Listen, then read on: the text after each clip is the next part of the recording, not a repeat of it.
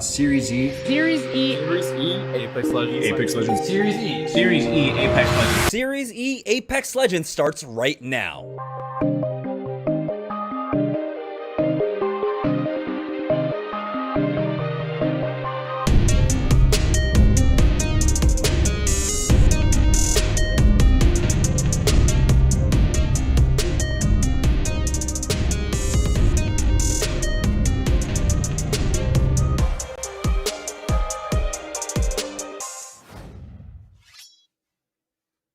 All right, welcome everybody to Series E. This is Season 2, Qualifier number 2. And last week we had such a crazy turn of events. I mean, so many teams were in contention to try and qualify.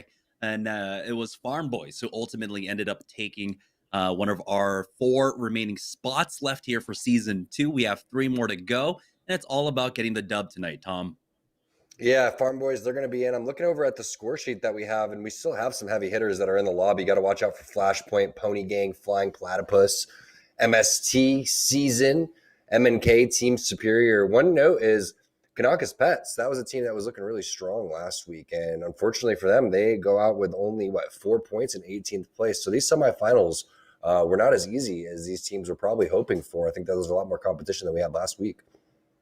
Yeah, we do have some issues with the API right now. We're not able to fully update all the lobby points and everything like that. So we'll try our best to keep you guys updated throughout the night as things go through. They might have made it through because I think they were playing one final game. But let's go ahead and take a look at the format. And so tonight, like we said, we already had our qualifiers. We had 2 lobbies running. 10 teams from each lobby will be moving on.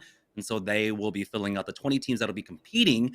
And of course, they've got 5 matches to try and secure their spot tonight. And the way they do it is, well, how we always do it in the ALGS and competitive Apex Legends. It's all about getting points, placement points. First place will get you 12 points all the way down to 15th, which will get you 1 point. And every single kill point matters as well, as that will net you 1 point each. Now, our teams aren't just playing for a spot in Series E Season 2. So we have a bonus on the line as well, $1,000 between first and second place. So first place will be walking away with 700 and second place will be walking away with 300. But of course, everyone's eyes are on the prize of having that partnership with one of our 9 partnered brands here for Series E, because we've upped the stakes this season. Last season in Season 1, it was a $500 salary per month for 3 months. This time around, it's going to be $750. And so that's an extra chunk of change, to say the least. I mean, Tom, when we were talking about Season 1 of Series E and how, $500 can make a big difference. I mean, for $750, that's massive. Back when I was trying to compete, back in when I was working 2-3 jobs, I mean, that's literally just one less job for me to work a month. But here we are on a board with Team Superior, who we did get to see last week. They had an okay week, but ultimately they ended up getting challenged a lot here. I think in games like 3, 4, and 5. This time around with this split over here at Lava City, they have it for free, but their loot isn't quite looking like it right now, Tom. They've only got the 2 white armors along with the blue on Prodigy Aces. Yeah, fun fact about the $750 a month. Back when I was competing with Stirrippin and it was Stirrippin Final Boss Carbon, we had these 3-year, $250,000 contracts that we ended up getting way back in the day. And this is more than we actually got per month.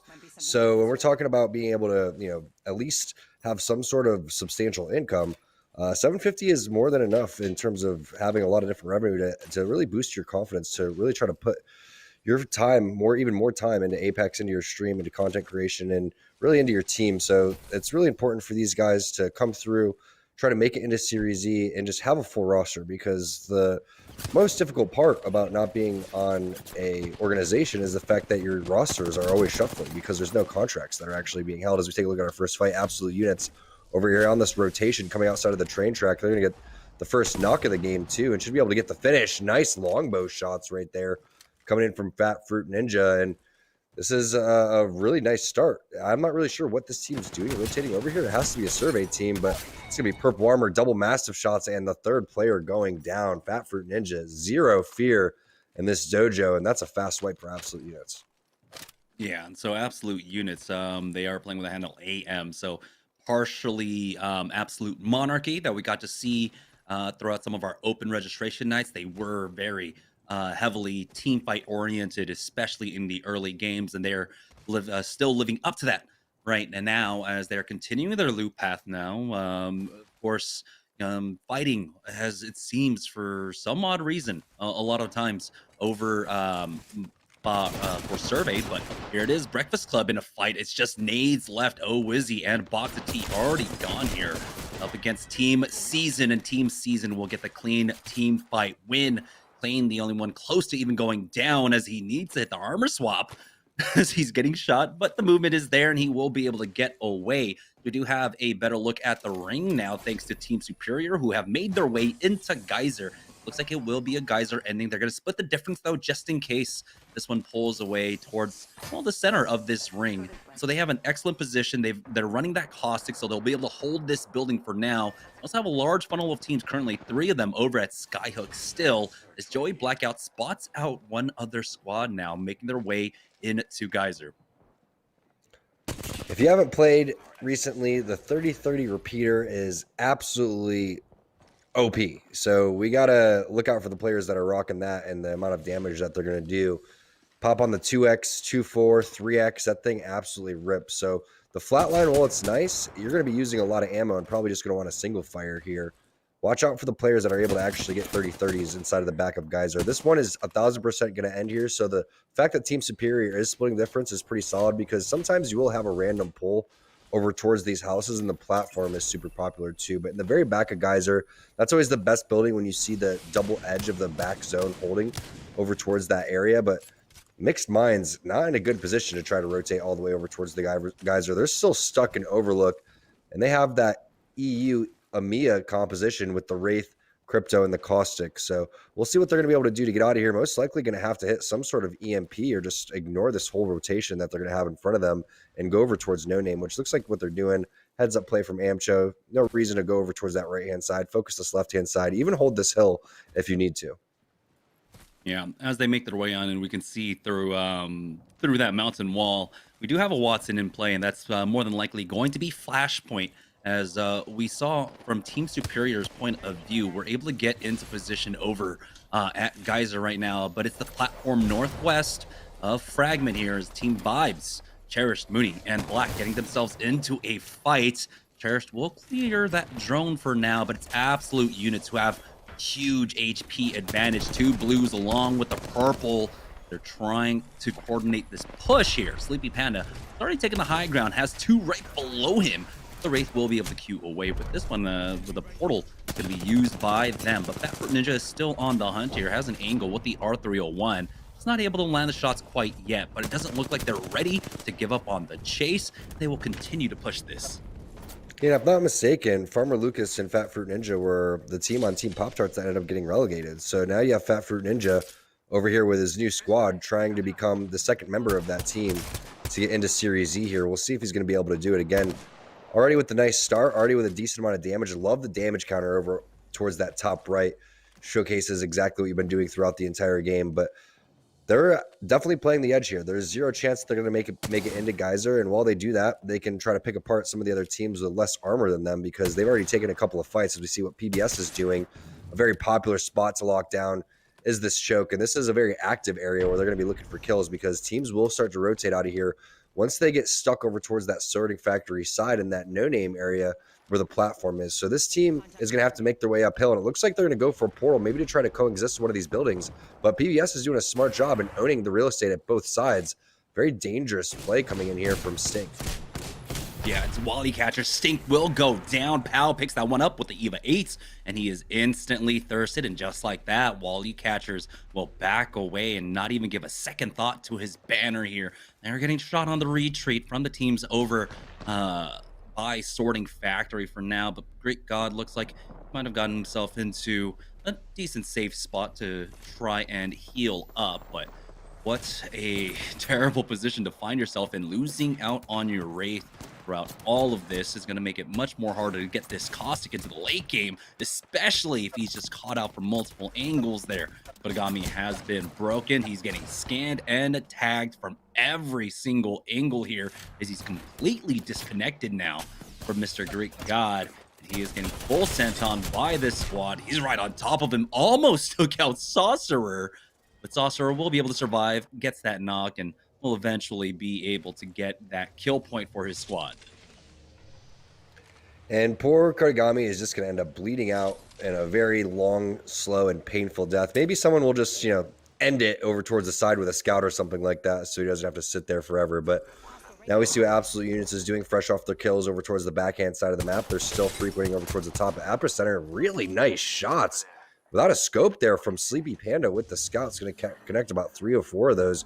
That's enough for Fat Fruit Ninja to hop in his drone, try to look for the EMP. They're going to scout some players over towards the side. You see Sleepy Panda taking some really nice angles behind the crates too, so he's going to be able to heal up behind those as you're going to get hit with the double wombo here from Fat Fruit Ninja and from Sir Lifty, but it doesn't look like enough damage was done. They're going to back off here with 2 minutes left. They're going to decide exactly how they're going to want to rotate throughout all this. Are they going to take the fight in front of them, which they have to cross through this giant open area and get up the high ground, or are they going to find a little bit easier path over towards the side? It's Team Cruelty on the other side of this fight. Yuban peeks out with that wingman to get the knock onto Sleepy Panda, and Scissors is going to full send it now. The bubble has been used on the other side, so the fast res will be there. Only have enough time to heal up. Defensive bombardment does go down. Cut them off, and it's going to be a little whiles before he has that grapple to try and go in once again. Yuban, though, tries to cut them off here on the left-hand flank, seeing all 3 slide down, and the trigger discipline is there. He does hit for 35, but they weren't able to get the critical damage. They're still going to play for their for the positioning at this point, not giving up this high ground, overlooking Fragment East at this point.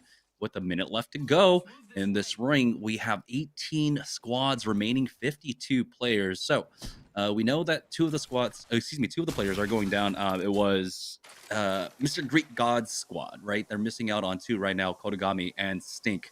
And so it's just 1 rat left in this lobby.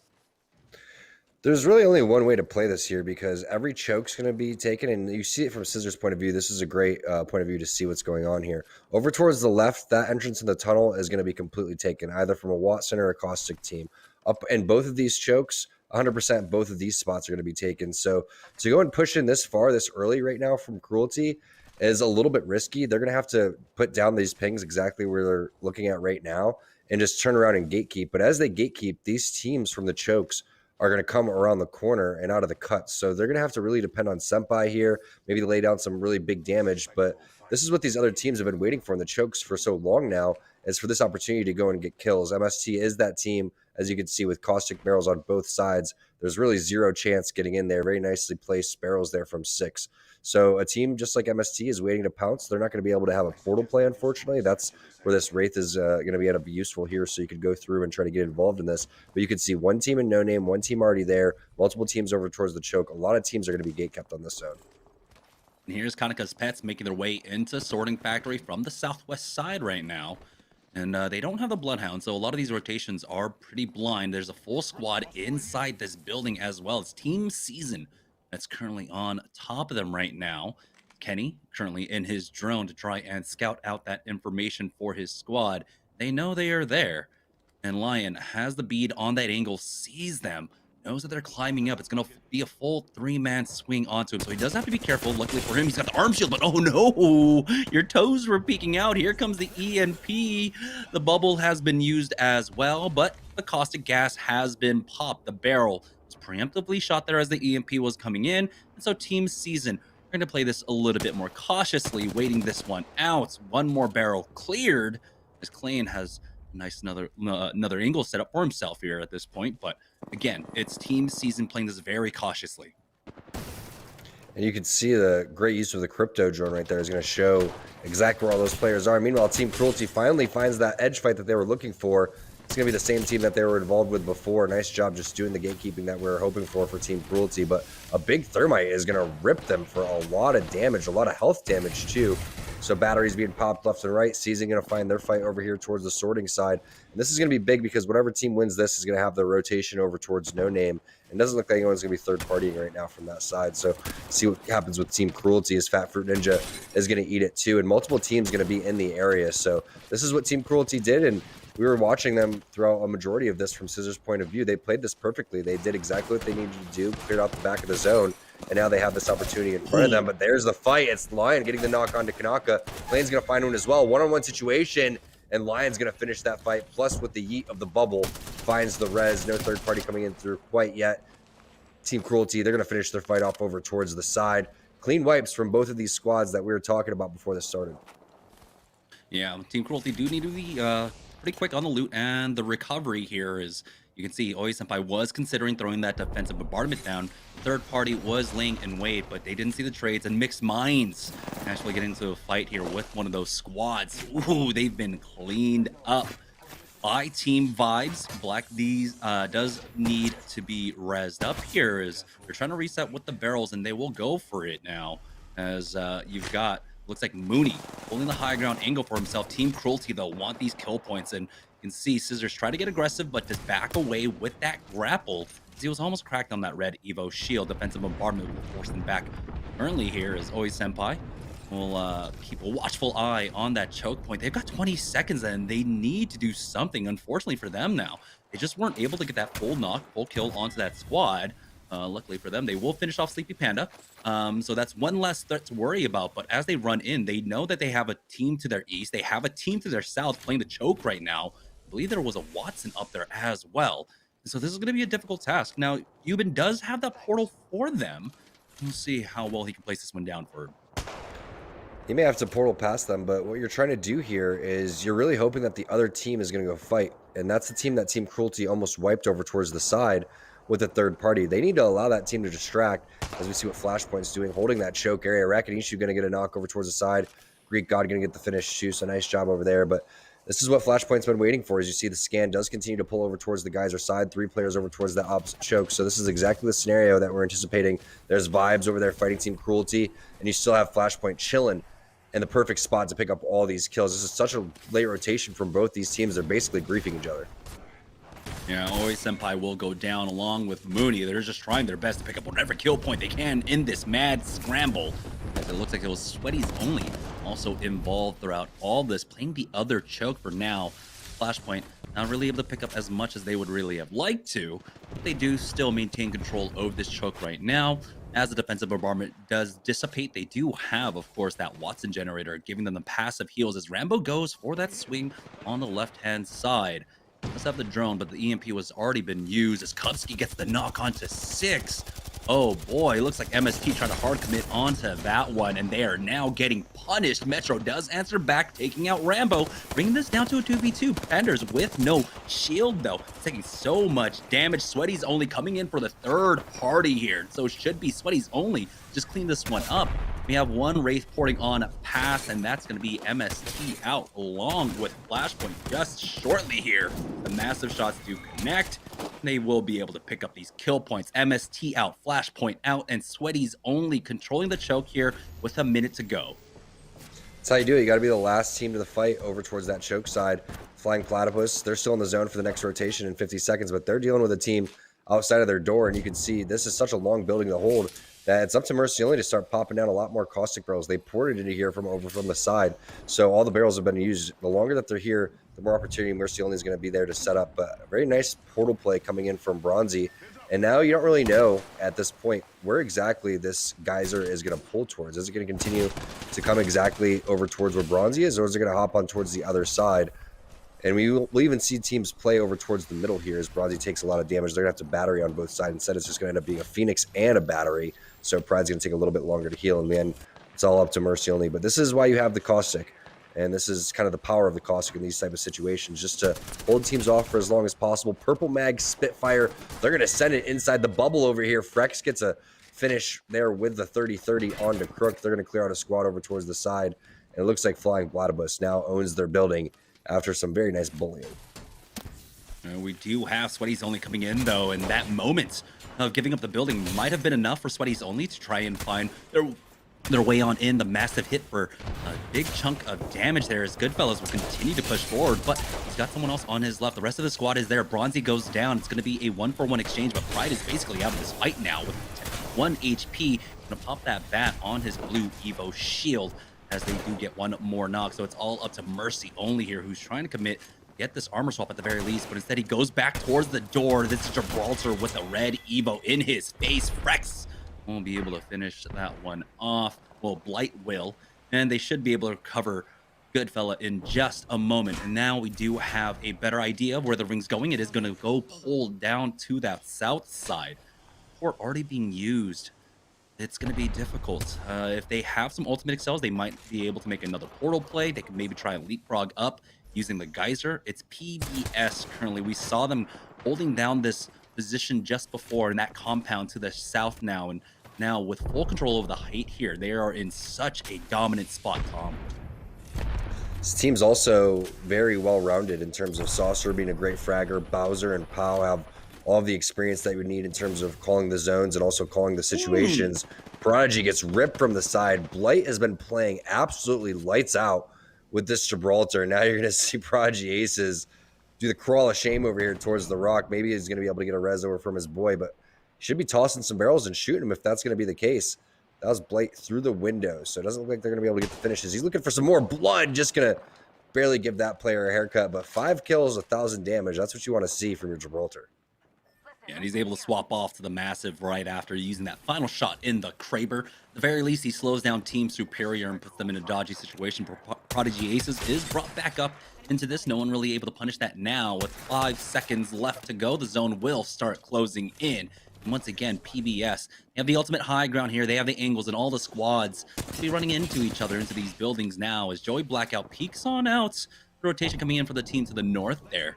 Did some decent damage, but the bubble does stop that out as Prodigy Aces does try to get aggressive here, is trying to find some in ways. The portal has been set up, it looks like, but it doesn't seem like anyone else wants to take it. Rakanishu finds out why that wasn't the greatest of ideas as he goes down to Marara here, as he's gonna go ahead and pop the Infinite Tsukiyomi. He's gonna have complete vision. Prodigy Aces pulls off of that res to try and force them back. The zone has finished closing as Frex finds 2 more kills for himself. Prodigy Aces, the only one really able to fight for his squad. Joey Blackout will go down as Prodigy Aces starts burning away to this gas now. And he pops that Q, but as soon as he comes out, he'll be taking more damage once again. Looks like the gas did dissipate. No, never mind. He's going to pop that port, go back in through. Will take some zone damage. He's trying to survive for as long as possible. Has made it to the top 5 for himself. At the very least, will have an armor swap to take as well here. Fresh purple for him. But it's 578 damage away. He's getting pushed, and he does have the help of the team above him, actually thwarting this last push.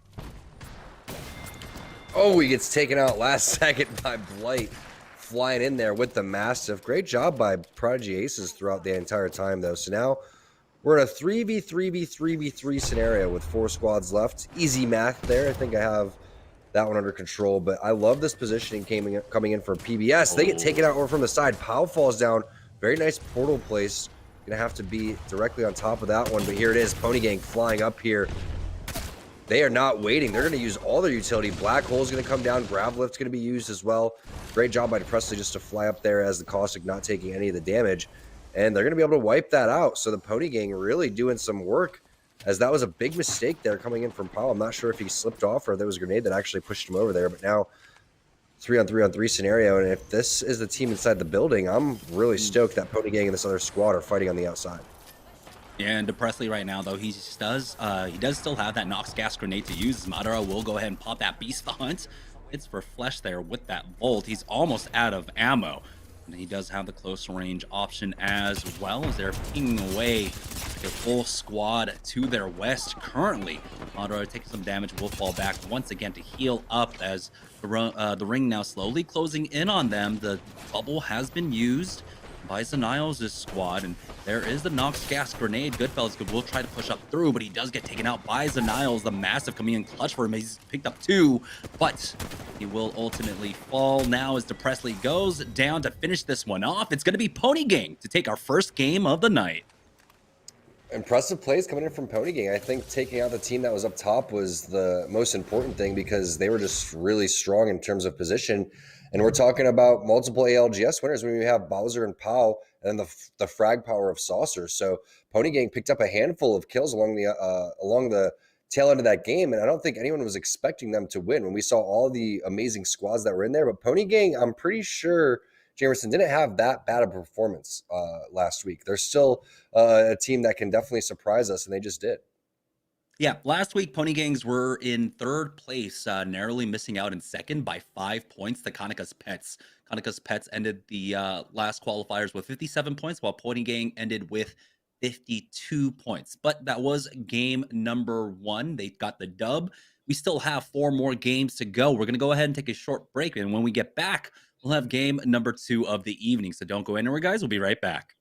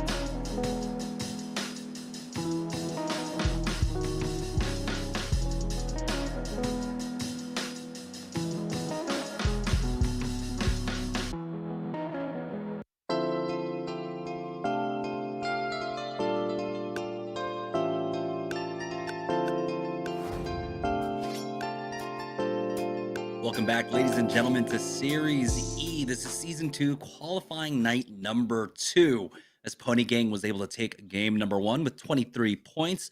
Behind them, we have Mouse and Key and Team Sweaties only, currently tied for second place with 18 points each. So decent point distribution after the first game there, Tom. Yeah, and mouse and keyboard, you obviously got to keep in track of those because that's Frex's team. But this is the most competitive week we've seen so far. Obviously, only week 2 in the qualifiers, but I expect it to get more and more intense as this goes on. More teams start realizing, picking up because maybe they missed the first time around. Maybe they're like, "Oh man, we missed it. We'll have to get it next week." And that's what I'm kind of seeing here with the amount of teams and the way that they're stacked up. Plus, Geyser zones are a lot of fun to watch. There's a lot of different opportunities to go and play that the right way, and we saw a lot of different variables there. One thing we did miss, or not miss out on, but one thing that was a big mishap, unfortunately for Pau, was him falling down. I really felt like they would have been able to close out from that high ground area, especially because they have the caustic there. And we saw what happens when Pony Gang took the high ground; they were able to capitalize. So unfortunate mishap, but still 4 games remaining, not that big of a deal. I mean, we don't know exactly what happened to PBS. I feel like it wasn't of his own volition. I think you're right making the call on the air burst, something knocking him out of that position because you just don't give that one up, forcing out the port from your team early on, and especially when you're playing the ultimate high ground there.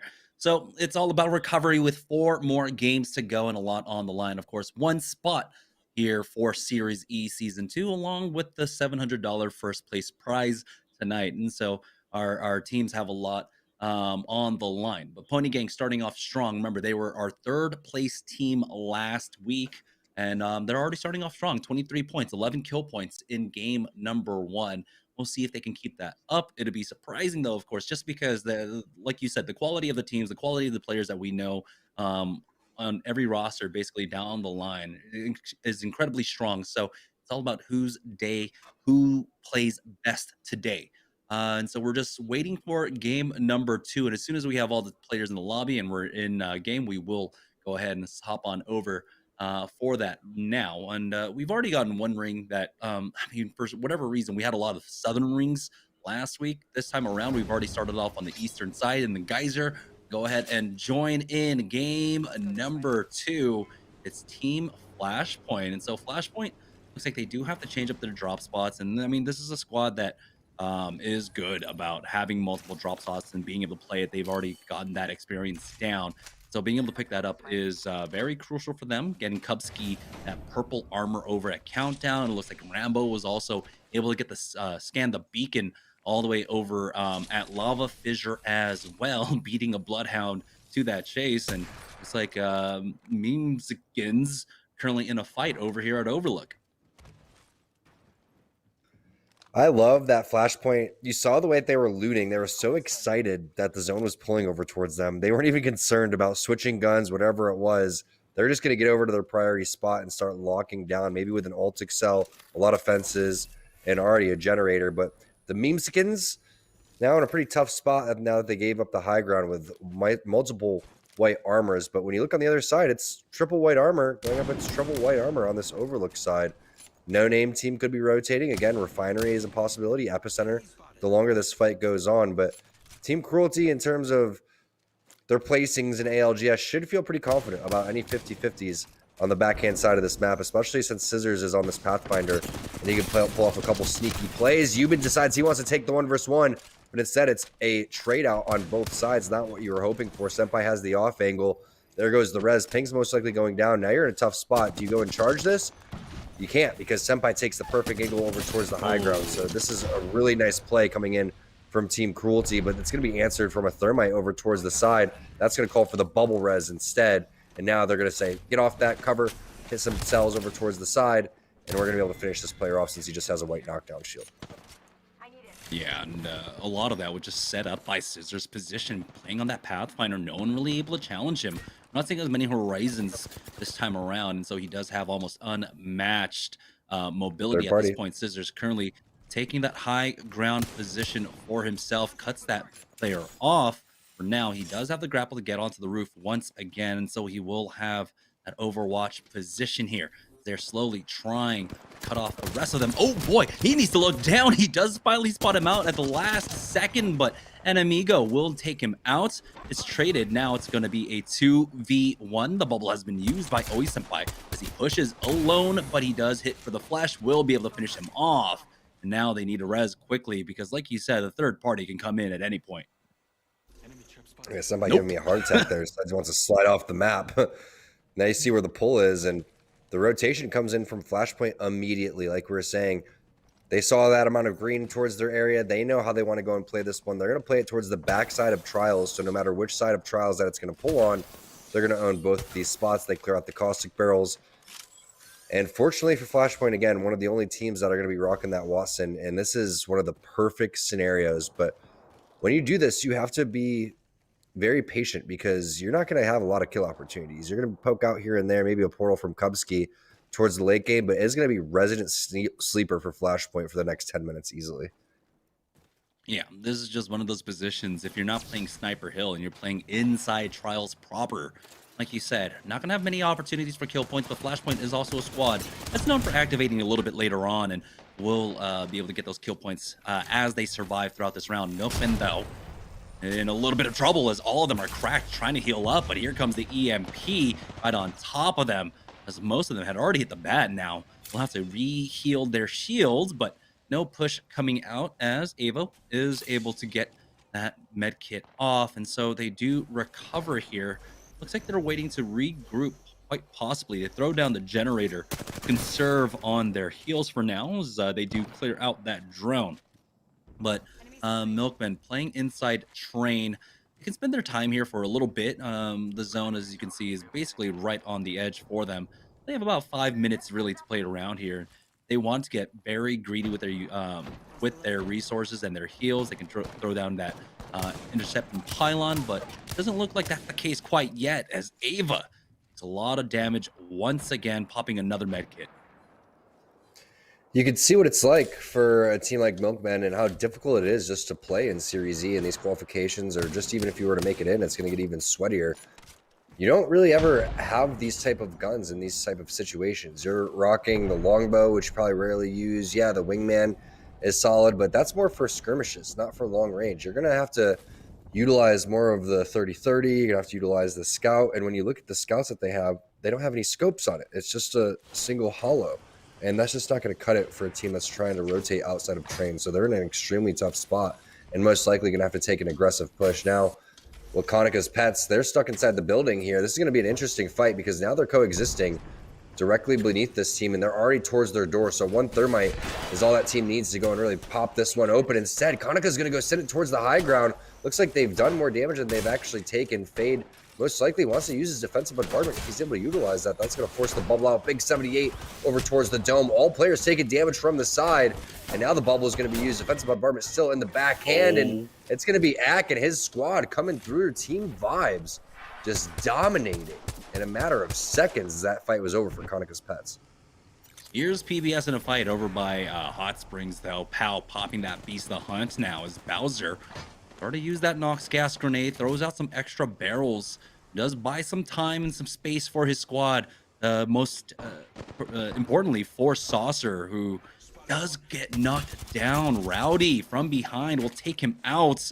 He's in the middle of nowhere. He's on that Wraith, so they won't have the mobility. They don't have a Gibraltar for that bubble res or anything of the sort. So we'll see if he can crawl back into safety. Now, though, looks like they're doing a decent job of keeping that squad at bay, cracking him, and hitting for flesh. Might buy the time for Bowser to try and go out. There's a full squad above them, so that's a different team. Got them pinched currently. Bowser, he's just waiting it out, has another barrel to go down. Flashpoint still playing in that same position out of Trials currently as they're trying to keep this team out. This was the squad that MST had their eyes set on beforehand, as 6 is able to get a knock onto 1. A lot of fights taking place, but Flashpoint's just taking such a disconnected fight. It's all up to Rambo now left on this crypto here, as both of his teammates are going to get taken out. It was M and Key from above and are able to send it here. And they have the angle as well. Frex with that 30-30 repeater connecting onto Sleepy Panda, throwing out a scan once again. And Flashpoint got a little bit overzealous from that position. They, like you said, Tom, they had to play it a little bit more conservatively. You can't just poke out because things like that happen. It's gonna be so OP for Frex over towards the top. Surprised he doesn't already have a red Evo shield for this type of setup over towards the top of Trials. But I'm very interested in what happened with Flashpoint and why they decided that they wanted to leave the building that they were in inside of Trials, inside the proper there. I'm wondering if it was MNK forcing them out. Maybe it was Clarify with the barrels, or maybe it was some sort of caustic ult that really pushed them to go for that. Or it could have been just them playing a little bit impatient. And like we were saying, that's the key to playing that spot. And that's the key to Flashpoint's game, is playing patient. And they ended up taking a fight that they shouldn't have and got third partied immediately. So a very unfortunate situation for one of our favorites here. Now Vibes fresh off their clean team fight. Just vibing out, Jamerson. Vibing out with the squad next to him. Yeah, hitting the vibrations there. Really just a standoff between them and the squad that's playing over at the diner currently, as Ak is getting the armor swaps for his squad. A lot to really utilize here, just in case for them to have a position to fall back on. Right now, though, on board with Sweaty's only. Remember, who had 18 points after game number 2. Light has already found himself 373 damage. He's 205 away from having that purple Evo shield for himself as he does try to climb up to get into lava fissure proper. Excuse me. But for now, looks like they will just commit to the low. And so not much going on here. Let's go ahead and swap around to any other squads. Maybe if they've got the ring information for us as well. It's pretty bad climbing going on here from Tech Candy. There he goes. They've made it. They've made it. They're directly on the edge. They're gonna have to deal with this team over towards the right-hand side on the train tracks. The problem is it doesn't really look like it, and now it does. This is a nasty head glitch. Anytime you fight train track to train track, it's fairly difficult. The good thing is they do have control of this building, but Blake gets sent out immediately. It's Stosser with the aggression. Now the PK not going to connect. Double whiffs, and then a 37. That's going to be Pow. Meanwhile, Goodfellas picking his nose down in the crevice. Not really sure what he's doing over there. And Saucer is going to be able to finish off that player too. So now PBS going to take control of this very popular gatekeeping spot. And what an aggressive portal from Saucer, realizing that Blight was out of position, and they're not done yet. Yeah, and this is, remember, after recovering Saucer. Saucer did go down, was knocked over by the Hot Springs location beforehand, as we join on board with MST, picking up the remnants of basically Flashpoint at this point. We saw them coming in from the east side, from the Skyhook entrance over here. And so they're the ones that were able to now take up the vacant spot inside Trials. They'll be able to play off of this with all the armor swaps as well. So just doing their due diligence, preparing for the next team fight here as the ring does close. And we'll find out in 20 short seconds where this one will pull over to. They're still trying to gatekeep whoever this player is, whoever this squad is, just to their northwest.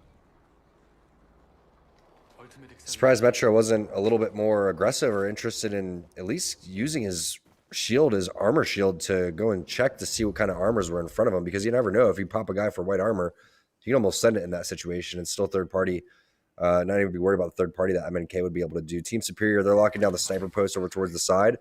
We were on board with them a lot of that geyser game. Unfortunately, they weren't able to capitalize on the portals that were being placed.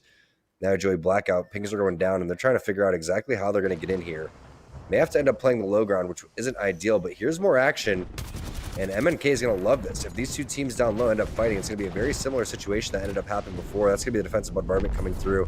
And Six realizes that. So he's going to toss a couple barrels. They don't want players to go and drop. So nice job of, instead of keeping your barrels inside where the threat's most likely not going to come from, start placing them all on the outside door. So if you need to retreat back inside, then you have the area to get back to where your armor swaps are. So aggressive play coming from MST.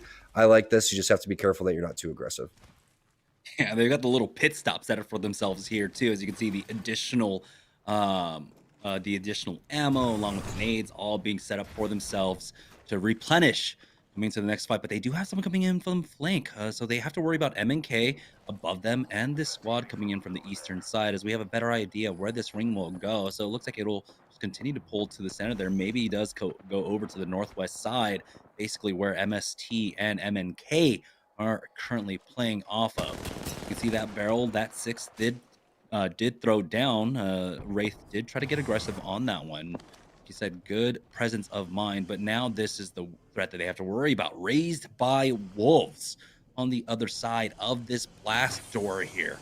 So currently, MST, they are in a threatened position. They can easily get pinched from either side by these teams. Yeah, they did it themselves, but it's not that bad of a scenario because I've seen great plays coming in from 6 in terms of where the priority actually needs to be. So if they're able to survive, especially since they're not rocking the Wraith here, they're going to be able to counterplay with all of the armor swaps in, and they can could end up baiting these teams into fighting each other and picking up a lot of kill points and owning a lot of this area of the map. But I don't really expect much action in this zone. I think that once we get into zone number 4, especially zone number 5, that's where the teams have to start leaving and start coming around towards trials. And that's where a team like MNK is going to really start to flourish, especially Frex with the 30-30. So a lot of these teams, the best option is to really just take fights along the outside and try to find as many skirmishes as you can without getting third partied, because the chance of actually getting into trials is very slim to none. What are the chances that Six is just playing on 2 computers right now? Playing Caustic on 2 separate computers, because he's 6, and then there's T9 here on Raised by Wolves. As there we go, it's the full send. It's going to be Team Cruelty actually get the knock onto Metro the Goats. Raised by Wolves, they have an opportunity to come in for the third party, but they will not take it here. So Team Cruelty finding that first frag. Raised by Wolves will be biding their time. See how much they can, of course, glean information out of this one. If they see a trade, they might go in for that third party. But for now, it's MST trying their best to survive as the pinch is coming in. Raised by Wolves throwing in all their barrels as well as they try to run past. MST are on their last legs. It's going to be T9 to take out 6. Unfortunately, an MST go down in 12th position here. Raised by Wolves, only able to take advantage of that situation. Very nicely done by Raised by Wolves, especially from T9, to come through and have the presence of mind to make sure that he takes out 6, who's the priority target, and all of that gas. Meanwhile, Goon Squad over towards the outer edges of where this zone is going to be. That's what we're talking about. All these teams really starting to fight each other. Team Cruelty is going to be involved in this one. So that's going to be at least 2 or 3 teams here. And it looks like Team Cruelty is going to be able to come through and wipe this one up as Prodigy Aces is involved. Team Superior's there, Rakinishu's there, Joey Blackout's there. And this is what we're expecting. These edge teams just continue to duke it out. Team Cruelty's still in the vicinity, and they're going to be duking it out with Raised by Wolves. Frex is there too, so now MNK is going to go and make their play. And 2 teams that were inside trials end up being taken out from the 2 teams on the outside. One from above, one from the outer edge. Very nice play from MNK. MNK now are committed kind of into this low ground position. Never mind, they have the port to get back up, so they are completely safe. Team Cruelty will be the ones to pick up all of this loot down here. And so MNK will have to keep a watchful eye on that zip line, as Team Cruelty can try to send it up at any point. Oi Senpai, look for Oi Senpai to go up first with that Gibraltar, throw down that dome. But MNK should be keeping a good eye on it, forcing them down now. You get a better idea of where this ring pulls. It's pulling this position that, you know, in the past, 2 brains, 1 controller very often elected to play that train platform, as PBS now trying to make a full push onto this squad inside. Bowser having difficulty climbing up, taking a lot of ring damage, and also has to contend with the Watson traps as well. He's taking so much damage before he even peeks on out. Crook will get the knock onto him as Pony Gang are in this spot. I was talking about just beforehand, PBS knocked out early here. Top 9 squads as the black hole will get tossed in by Fury now. EMP will be used, but it looks like the drone was cleared out, as Ak picks up a number of those kills as well currently. But Pony Gang have done enough. They've cleared out their south, and now they just have to worry about their north. Pony Gang really feeling themselves here, Jamerson. They make a very unorthodox prediction of where this one's going to pull over towards that 2 brains, 1 controller platform, like you were saying, is Flying Platypus in a fairly big skirmish over towards the outside. They're going to finish off a handful of different players. I believe that was Kodagami and his squad. And there's still a couple other teams in the area. All these players were expecting, again, it to pull trials. So now that they see this, it's all hell's going to break loose over towards the edge. And realistically, our winners from the previous game, Pony Gang, are going to be in a perfect spot. MNK going to go and send it. So these are the 2 fights happening on the opposite side of trials right now. Portal going to be used. Nice charge rifle shot from Zenial, 74, and a couple of R301 shots into the back. That player is going to hit a battery. Doesn't matter. Another 77 over there to the body for that Gibraltar. Fury's going to go and clear that player out. I believe that was Senpai that get taken out. So not the kills that you were hoping for MNK, but still some good pressure and damage as we're on a 3 versus 3 versus 3 scenario. We know one's MNK. We know that they're sitting at the top, close to the top of the leaderboard. The other one is Pony Gang. And we'll find out the third team shortly. Yeah, it was just excellent timing coming out from MNK. They see the opening actually coming out from Fury, who gets that knock with that triple taken. They instantly pounce on Team Cruelty, taking them out now. But it's going to be Flying Platypus, and MNK that are going to be challenging for this rock. As you can see, the ping's going down now. With 5 seconds left to go, here comes the port out from Bronzy to try to get him into a safe spot. But again, this is still dangerous. It's still a little bit in the open, and you have a lot of barrels down as well. Bronzy forced to instantly take that back, and he does pop that Phoenix kit. He should have enough time. Pride does have the dome as well, so as soon as they take that port, they'll throw that down. But it's ultimately about trying to survive for as long as possible. Pony Gang has the deep pocket and a lot of cover to work with here.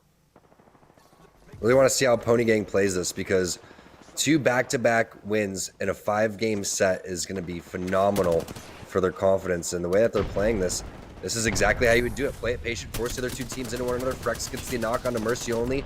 There goes Clarify with the caustic gas over towards the side. And now it's a clean sweep coming in for Pony Gang. You can see they even got the armor swaps in front of them, and they should be able to clean up this last player over here very shortly. That's going to be Bronzy. Nice job. Back-to-back dubs for Pony Gang.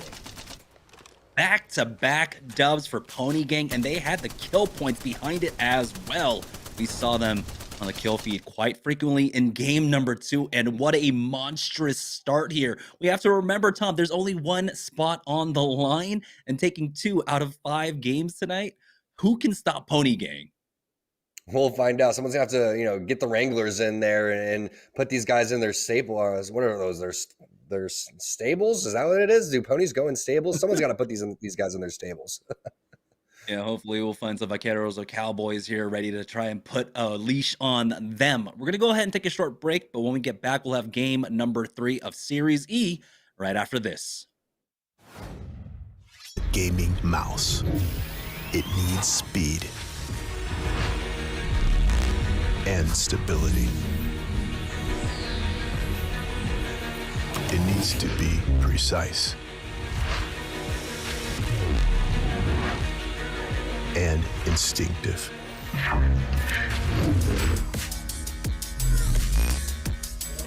It needs to be light but strong. It needs to be reliable and swift. It needs to last. It needs to be ready. It needs a name.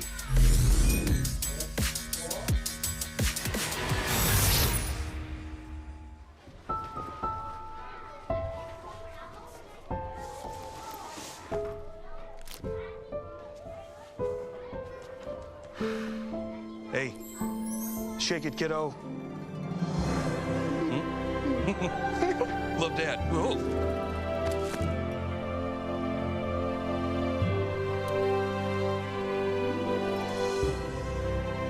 I've got this. Kellogg's Rice Krispies Treats. A little love when it's needed.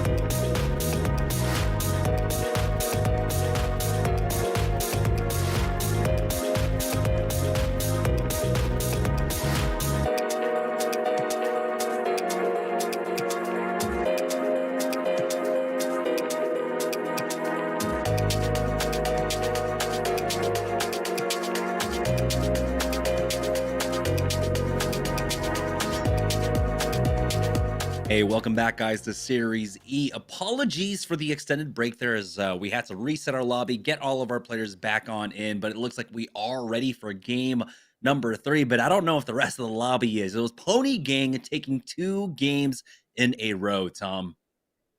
You had to ice the ponies, man. That's what we call it. We're trying to slow these guys down. They're too hot, wiping the lobbies, back-to-back wins coming through. And heck, I mean, they may even be at, what, 50 points by now?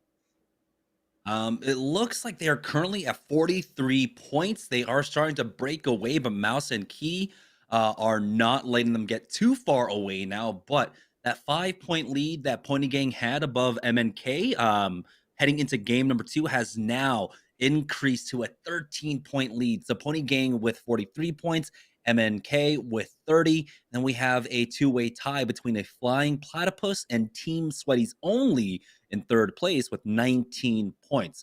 So Pony Gang, even though they've taken the 2 wins, they haven't completely walked away with this yet. We still have 3 games to go. Anything can happen, but Pony Gang really proving that right now friendship is magic and it is working out for them expertly. They're playing both of these late games just so well. If they were Magic, they'd be the Unicorn Gang. So I don't know. We'll see. They have to change their name if they're able to. If they win all 5 games, I want them to change their name. But who knows what they're going to be able to do? But MNK is right on their heels, and it's not that surprising because they both were in the final circle, and there wasn't really much that you really had to do if you were Pony Gang besides predict where that zone was going to go, which is not easy compared to where you thought it was going to go. I think that 90% of that lobby was expecting trials. They end up taking the platform. It works out perfectly. They gate kept teams behind them, and they focused the final fight directly in front of them. So that's back-to-back games that they were able to do some phenomenal things. And I don't know who the IGL is on this squad, but the zone knowledge and the zone calling this early into the day has been really, really impressive. And you expect to see that more from a team like Flashpoint. We expect that from a team like MST, maybe a team like Bowser's squad. And they did pick that spot. It was MNK taking above them and making some great plays and adding a lot of pressure down below that started to open things up. So we've had 2 zones kind of pulling opposite areas now, one geyser, one kind of over towards trials, and hopefully we continue to get that maybe a little bit more central, maybe fragment, maybe something over towards sorting would be ideal. And speaking of sorting, it's the hot spot, and that's where Pony Gang goes. Yeah, Pony Gang, Pony Gang, Pony Gang dropping over here at Sorting Factory for game number 3, currently in the lead with 43 points above MNK, who are currently sitting in second place with 30. Decent loot so far as well. Double Evo, blue Evos for them, as they still have the rest of Sorting Factory loot now on board with Team Vibes, who are splitting Skyhook with one other squad at the very least. Got to see Ack and company take a good number of team fights throughout the last 2 games, as we are currently joining Ack, who has that Spitfire. He has the blue mag for himself along with the R99, so he's going to really be able to just bullet hose people down if he gets into the fight. But they're going to stay contained so far here on the eastern side, and they are rewarded for that. The purple Evo shield on Ack on that Wraith, along with the double blues for Mooney and Cherished. That building is absolutely zooted. You got the purple mags down there, the purple armor. Looking good right now. I'm surprised that he's going to actually rock the Spitfire R9. Most likely going to try to use that Spitfire early game and then maybe ditch that. Also with the 2-4, I really think you'd be banking on a 30-30 right there and doing some serious damage. Now we see what MNK is doing. They're over towards this Lava Fissure side. Now we know how they're able to rotate so fast, as the gold mag going to be pinged, which is always nice. That's going to reload in your backpack for you if you're unfamiliar with that. It's also going to do the same amount of ammo that your, say, purple mag would do. But now the ping is going to come down. They're going to take the balloon. 130 on the timer at the top left. This is the exact same time that you want to get out of here. Nice fast rotation coming in from MNK, but it's actually not sorting. This is going to continue to pull more over towards the dome side. So Pony Gang will have a little bit of a rotation. They will have one of the top 5 spots to pick if they want it. Yeah, they have multiple balloons to make their way through, and Sorting Factory might be relatively free for them to just run right through to get to the south side of the map. A lot of prime positions to try and play off of. We see people play inside dome proper, or even play outside of the eggshell, as well as Mixed Minds are trying to make their rotate, but they've already gotten tagged here. Back on board with Pony Gang, though, as they are continuing their loot path right now. It's just the blue Evo shields for themselves, but they have made their way down here to just south of Sorting Factory, and it looks like they'll hole up here for the time being. This is another one of those spots that we've seen held so many times, but the problem is there's a lot of real estate, and this is a huge priority area. So if you end up getting third party, or if a team starts to come over here, that's going to be fourth, fifth, sixth party central, because that's just such a good spot to be locked down. So we'll see if Pony Gang, with their rotation, with their early rotation and their early decision making, is going to pay off with them. But MNK now spotting a team out over towards the side, going to force the bubble. That's an early bubble, and that may show that they're going to go and push on that one. But that's 3 teams now over towards the Harvester side, and this is as expected. What MNK does here is they're going to rotate right past this. Hopefully they don't spot the team over towards the train or the thermal side, as 6 is going to go down over towards Kenny. That could be the teams over towards the Harvester area, but this is a very disciplined call from MNK. They're going to go for an early rotate instead of even worrying about these teams over towards Harvester. Yeah, so this is the squad that was actually getting shot at by them, by MNK. MST now stuck here in the low ground position. Tempest hitting 2 for 1 with that Mastiff. We'll get out of that pit for the time being here, but he's taking so much damage. His purple has been cracked as he's going to try and utilize this knock shield. Here comes the EMP as well. He pulls off that bat just in time as Metro will be able to pick up 2 now. It looks like a third party is coming in, but these massive shots are so big for Tempest here to get the knock onto Rambo. They're trying to come in for the third party, but a beautiful stick coming out, and the Q is just a little bit late for that Wraith. That's going to allow MST to go for that full reset. Metro going for the stick, but the nades are starting to come in, and oh boy, MST are still stuck in a tight spot. Another nade being tossed down as Tempest takes flash damage, but he will be able to stick that bat. Gets that healed off as MST, Metro, and 6 both hit that Phoenix kit for themselves, and they weather the storm. They survive. They survive for now. Tempest, absolute beast mode right there with the stick onto the Wraith, the bubble coming down from Metro at the right time, the grenades, the Kobe's coming in, flying in so they continue to heal. But what a job there by Tempest and Metro, saving 6 throughout all of that. They're not rewarded with a ton of kills, but they're rewarded now with at least being alive and living to see another day.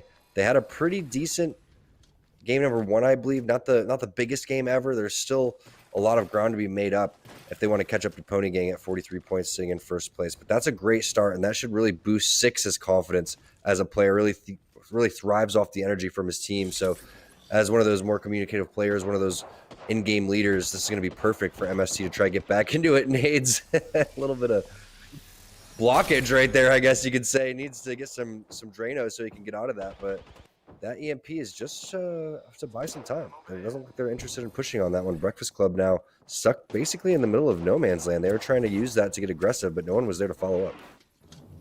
Yeah, as they do try to push up, watching their back, but they have a caustic on the other side. The nades do go down. Breakfast Club trying to chase after this. One knock has already come in through. Box of Tea taking out Clarify. So MNK about to go down. It's all up to one final player on MNK, just stuck behind this knock shield here. They're hoping for the third party to try and get a knock at the very least. Box of Tea will finally go down to Zaniles. Yeah, this damage has still been done. Will they be able to recover off of this MNK? MNK may be able to get back into this one. We'll see how much pressure gets added over towards the middle here. Freck still hasn't bled out all the way either. Clarify is going to be able to get res, which means they're going to toss a couple of barrels down. And now Zanile is going to peek over towards the window, and there is still pressure coming in over towards that area. So we'll see. Looks like Zanile is going to be able to get that med kit. Cells being popped for Clarify. Freck still with just a sliver of HP left, and the barrels are being popped left and right to be able to get back into this. This is crazy if Mouse and Keys be able to survive, and we know that they love to lock down this spot. We've seen this spot numerous times, not just in the updated World's Edge, but even before. Frex has always put his team in this position. It's a lot more difficult to hold with a Caustic than it is a Watson, but we just saw the power of getting Clarified back in, and also the great job by Zanile hiding in the corner, like you were saying, Jamerson, just using the knockdown shield. Yeah, and massive as well. One of the strengths of that position is just that you're kind of stuck in that fishbowl, right? So other teams have vision. You could see the third-party shots coming in, ringing from all the way down over by launch site as well. As we do join on board with Vibes. As I'm fairly certain I saw Mooney get an Arc Star kill on to MST. I don't know if MST had been knocked out. I wasn't paying that much attention to the kill feed. So if we could check in with them eventually later on, that would be fantastic. But it's Flashpoint here who are playing Banana Side over at Sorting Factory. Two purples, and they've got the additional armor swaps as well for themselves. A lot of loot boxes right outside, as it looks like Team Cruelty have found themselves in a fight as well.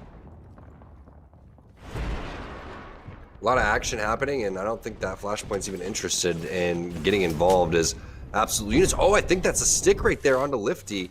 No, just a little bit of an Arc Star hits him out of the corner, so he's going to be A-okay.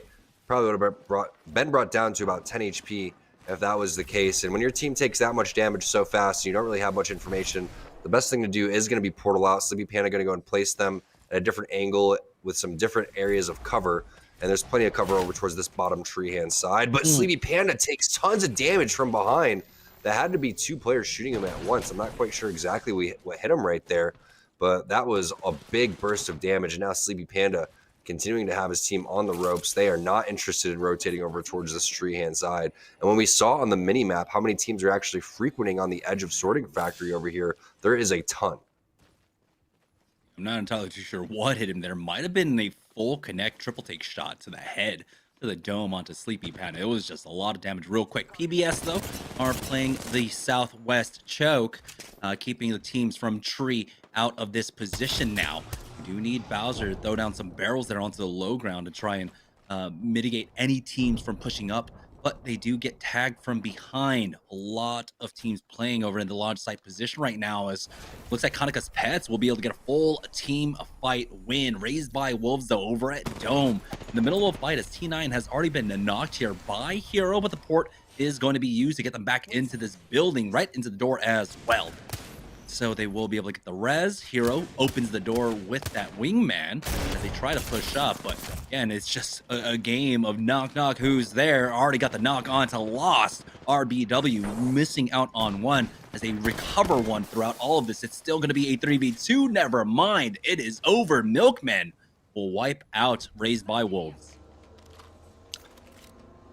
And that's very nice infiltration there, especially from Ava_IRL with the Eva 8. And just the combination of Hero using his wingman to go and open that door really threw those players off. You have to stand at the actual door and block it. That's one of the big keys of competitive. And if you just slip up like that and make a small little misplay, it ends up coming to bite you. But Sleepy Panda is going to be taken out from AC. Absolute Units a little bit on the ropes right here. You're going to see a couple 30-30 shots are going to connect. The power of that is that it's basically a stronger wingman, and that you're able to put a lot of scopes on and fight in these mid-range battles. But it looks like they're going to be able to get the finish on a Sleepy Panda, and unfortunately for Absolute Units, they're going to be playing this one shorthanded. Vibes in a great spot. But going back to that Dome fight and what was happening with Milkmen, we've seen a team like Season, SCN, I think it was last week, come through with a huge game playing on the back of Dome.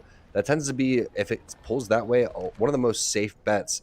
And that's where you can keep, again, the action in front of you while having the zone towards your back. And that's exactly how you want to play Apex. Makes your rotations extremely easy, and it stops a lot of the RNG that's happening. So I really like the way that Milkmen are playing that. And that was a huge team fight over towards the side.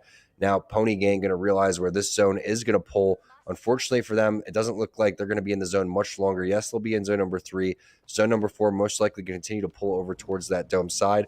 But this is why they've been here for so long. That's why they want to gatekeep. That's exactly the timing that they're going to need to hold down this entire spot.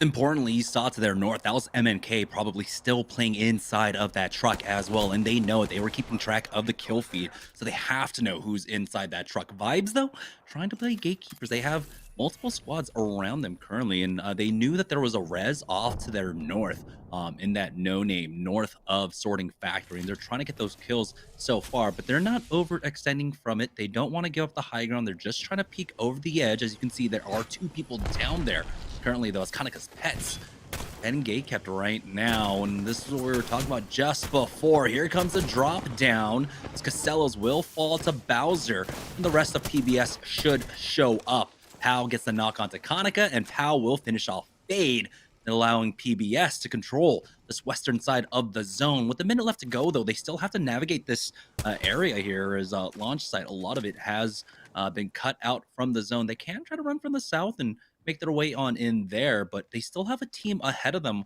on the ultimate high ground to keep them at bay. Team Cruelty in a fight right now up against Team Flashpoint, as well as Rambo has already gone and knocked by Oi Senpai. This is a charge rifle fight. Actually, now they're going to start to get a little bit more interested. It's going to be a full squad wipe now that started off with the charge rifle. Rakanishu now with the Beast of the Hunt is going to try to dip out of there. But what a clean team fight and what a ballsy play from Bowser on the Caustic just to drop down on a Casellas like that and wipe them immediately. Great portal play coming in from Prodigy Aces to get Joey Blackout and Rakanishu back to safety.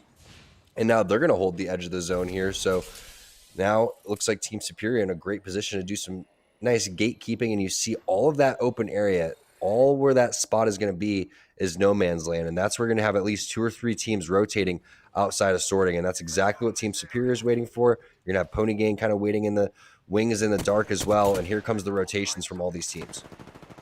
Yeah, as you can see, Team Superior spread out right now, watching every single angle here. Joey Blackout making the call that a team's trying to move up. That's going to be MNK coming in from their western side. They have a team to their north as well, as Joey Blackout is forced inside. Here comes the EMP, but just on the edge of their building.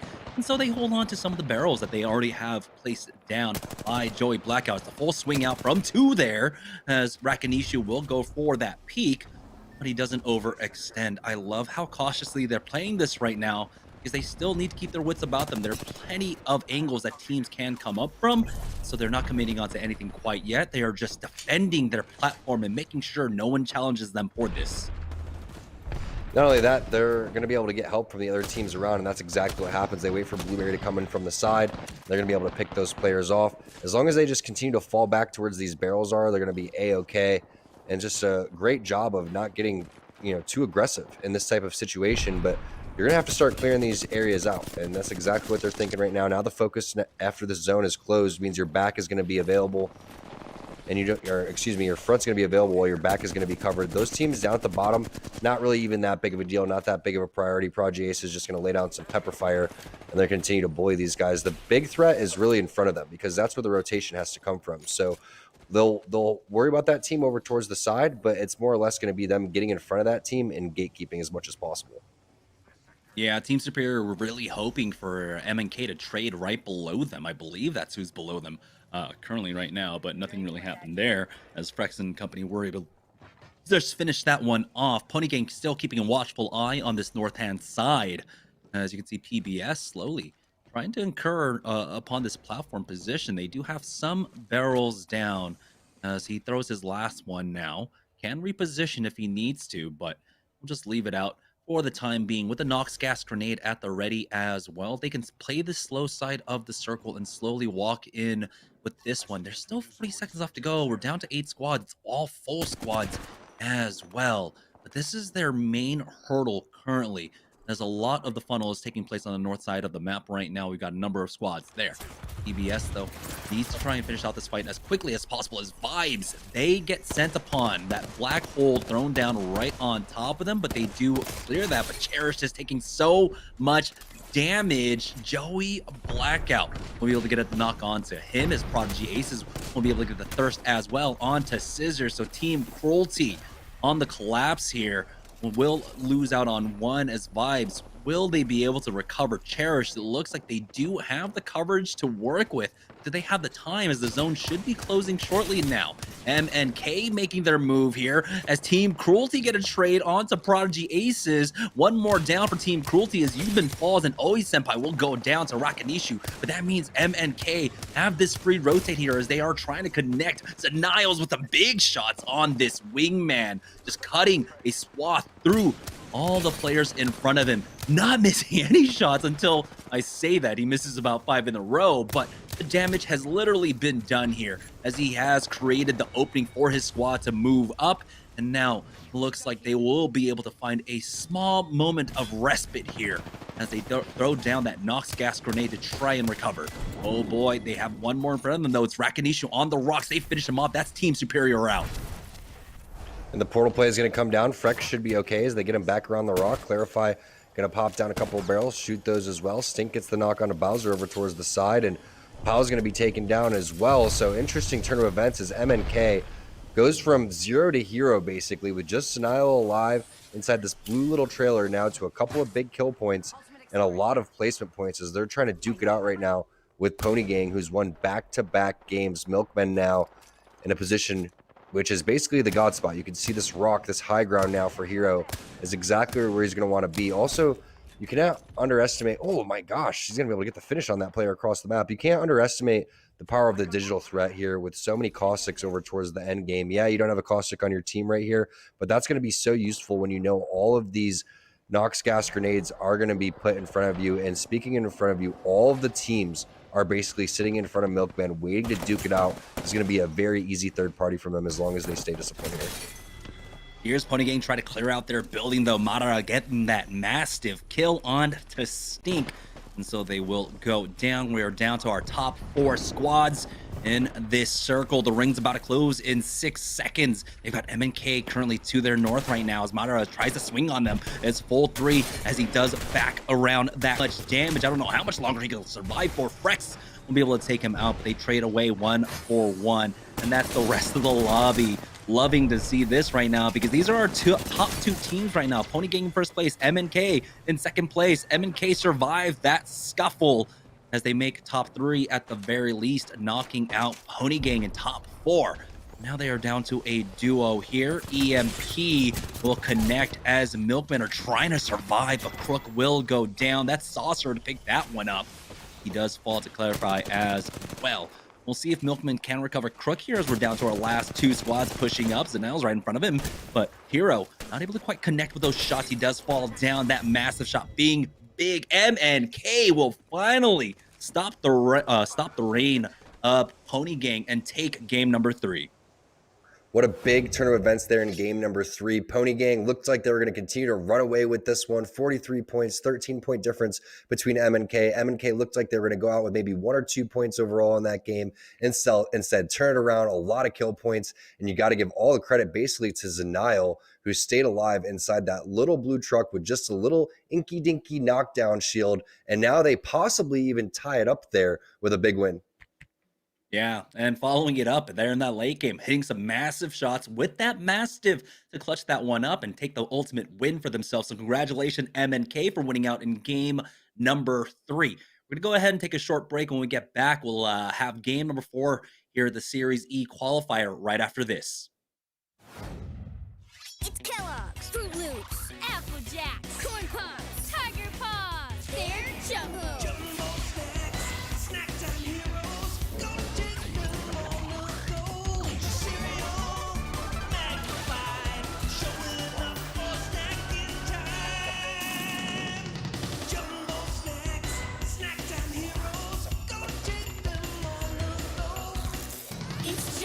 It's her snacking. It's Jumbo Snacks. Cheez-It snapped. How's it taste? It's so thin, crispy, and cheesy. And I just want to keep eating it. And eating it. They love them. Snapped. So good we may run out of cheese.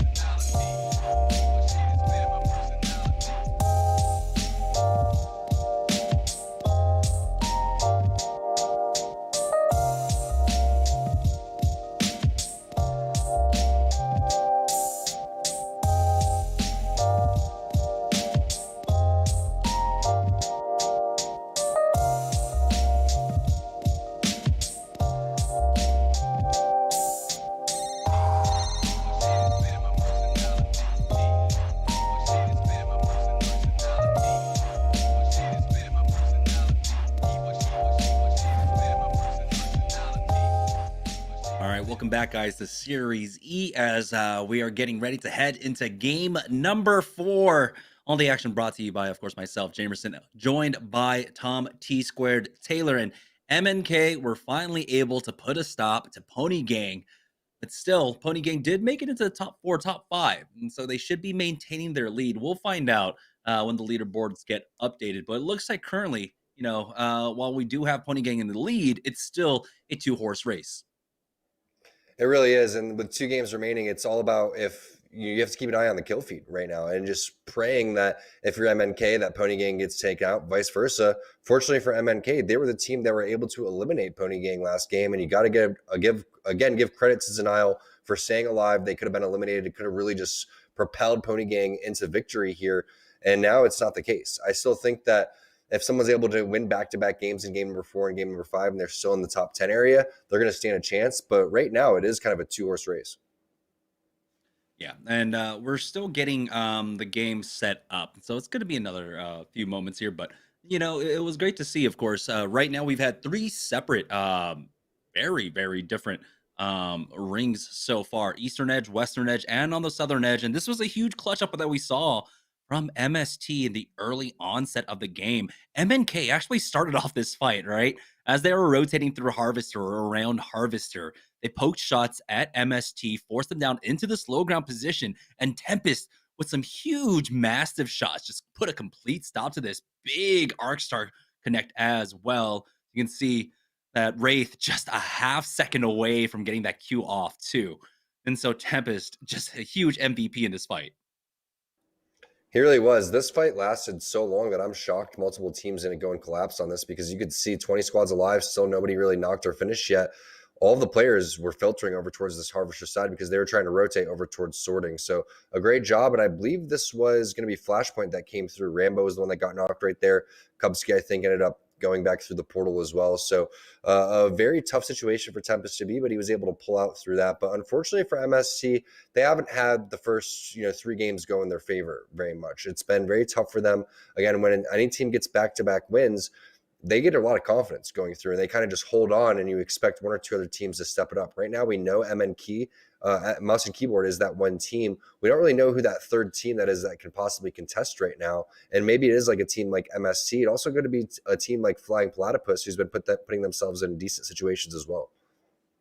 Yeah, we're looking at squads like a Flying Platypus, Team Sweaty's Only, Vibes, Team Cruelty, and PBS, who are within the top 7 heading to that game. But here we go. Game number 4. We got 2 left to go.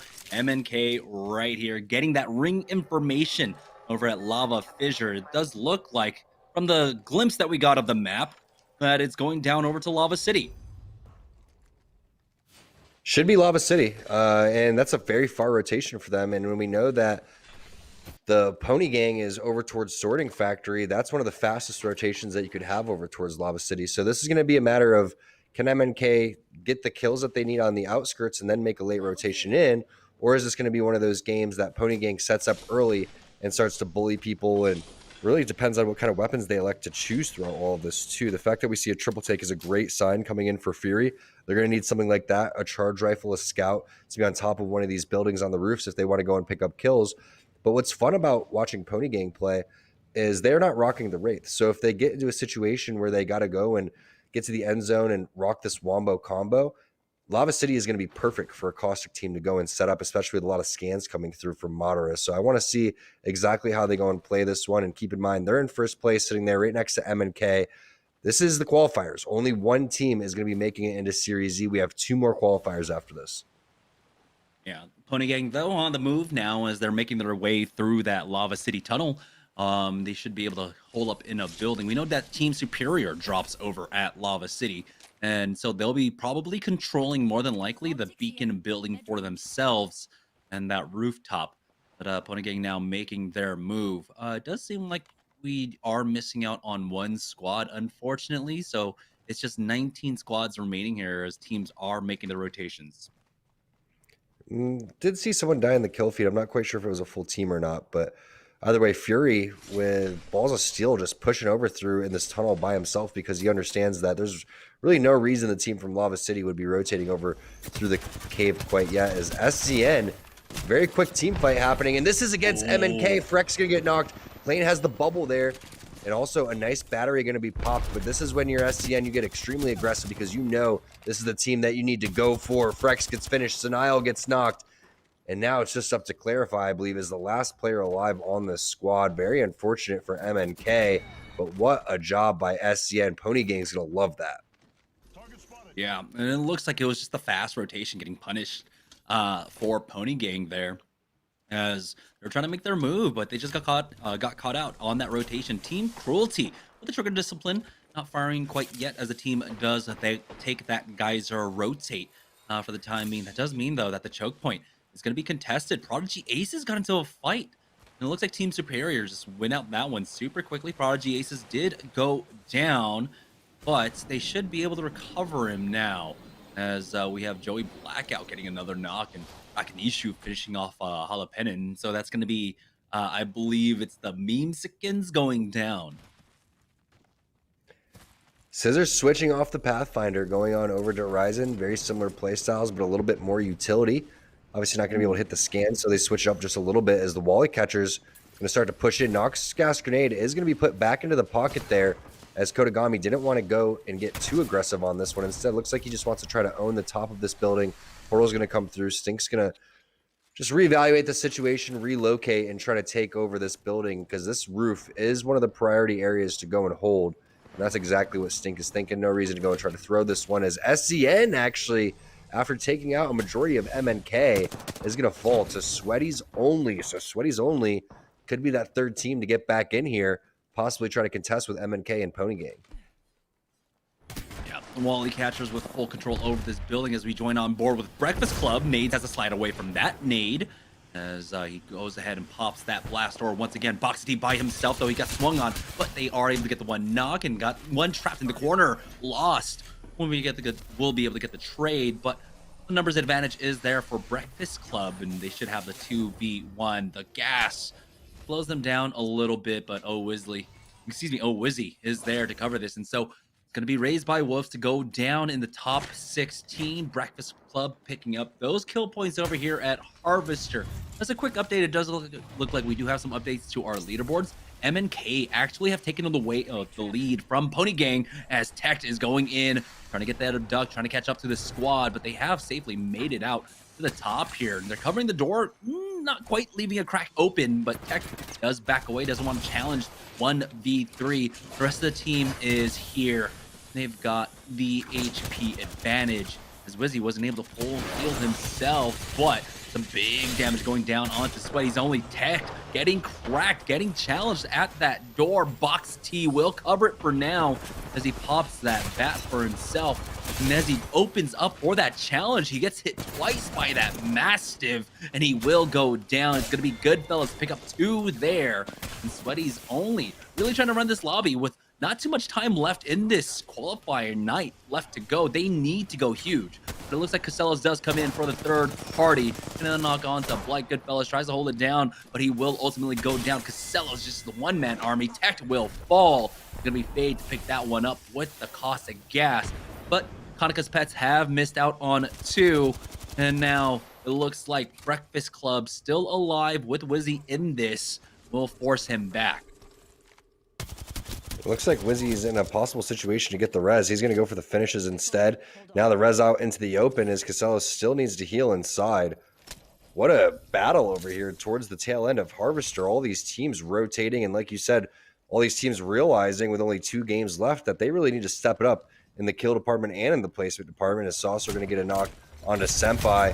And we can expect this to continue to be just an all-out free-for-all battle all over the map right now, as Saucer going to have to pop the Q, pop the battery, and survive behind this blue container as long as possible. You can see the 2-player outline sitting in front of him. Also, he's going to be scanned, so they're going to have some sort of idea. And they also, because of the scan, realize that he's healing, but it doesn't matter. The EVA 8 with the blue bolt just so strong.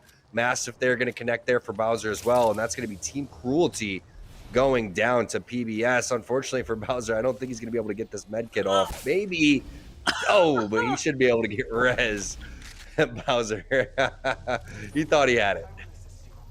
I thought he had it too. It was so close. It was like a half second off, but PVS do survive that, and it's very important because they're one of the middle of the pack teams right now. It's Team Superior in third place. Vibes tied with them for 27 points. Milkmen and PBS are currently tied with 23 points in fifth place. So if they can have two big games in a row, they can definitely steal this one away.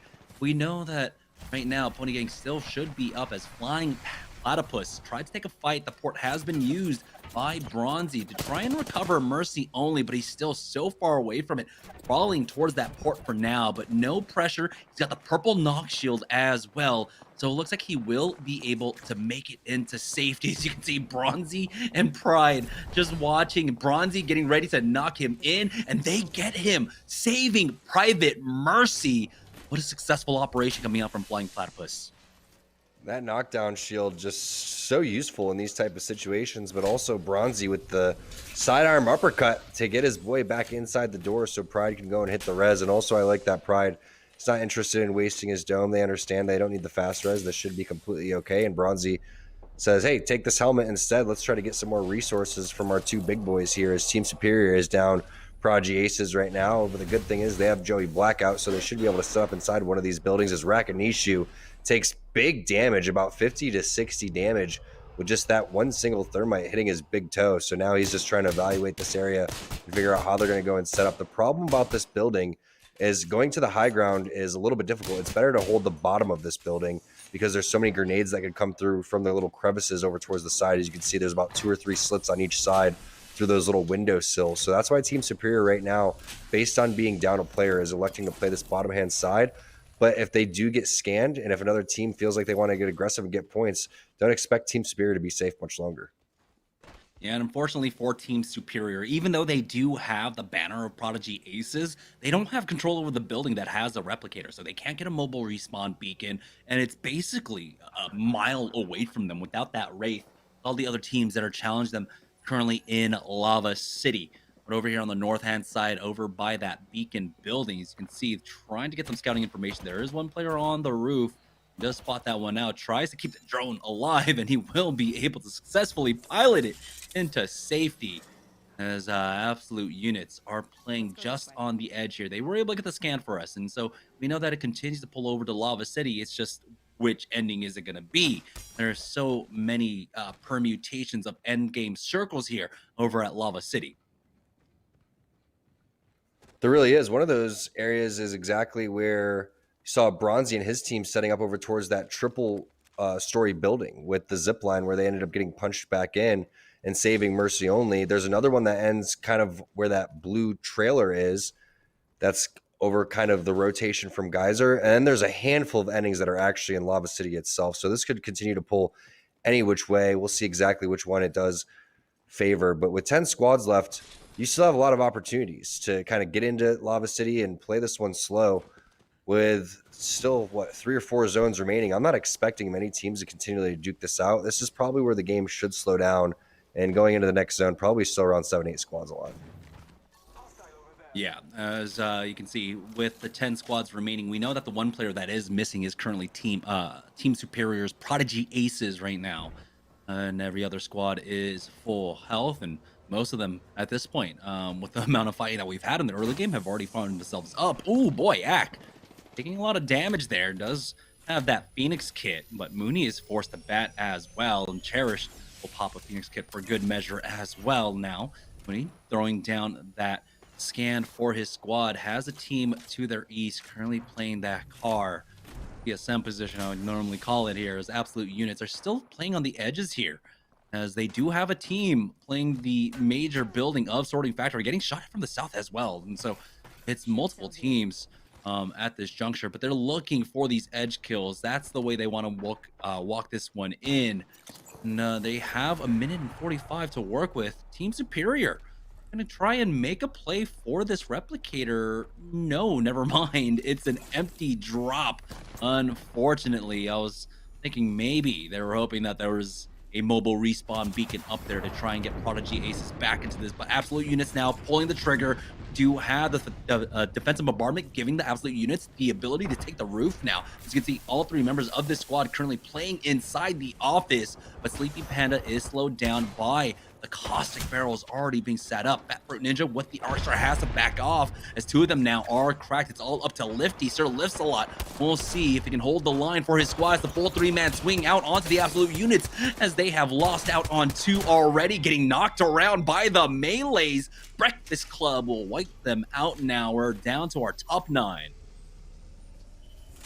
Guess Breakfast Club had the bigger unit, Jamerson. That's all I got to say. Nice job just really destroying that team in a matter of seconds. There was a couple of really nice grenades that were placed, but when you go and throw that grenade, if you don't wall peek fast enough, you get ripped for a majority of your shields, and that's exactly what happened. Sir Liftslot had a good bubble, but as soon as they realized how split absolute units were, they immediately sent it out the other door towards the 2 weak people, and there's nothing that you could do right there if you're Liftslot. Now we see what MST is doing over towards the rotation, over towards Lava City again with so little teams left in this lobby. Only 9 squads left on zone number 3. They're going to have a lot of real estate to work with. And this is a good spot to be, this train station area. Oh, unfortunate for that barrel for 6. He's not going to be able to connect. And they do end up going in on this. 6 is ready. The bubbles end up getting used. The rest of the players are here. Does Tempest want to go and try to use his EMP while the bubble is there for him? That's always one of those toughest spots about being in crypto is if you're directly in the thick of it, you don't have time to go and use all of your utility. Metro realizes that is not his gas. And they're going to start to back off as 6 is the only person in the vicinity that's able even to do anything. Bubbles down, offensive bombardment's not there. They're going to have to relocate. Yeah, importantly though, 6 held the line. He was holding that door the entire time. EMP gets used as well. They're trying to buy more and more time for themselves. 6 continuing to be a nuisance to the squad, making sure they can't poke out from this door as the rest of this squad does recover. Slow healing with the syringes, with the cells as well.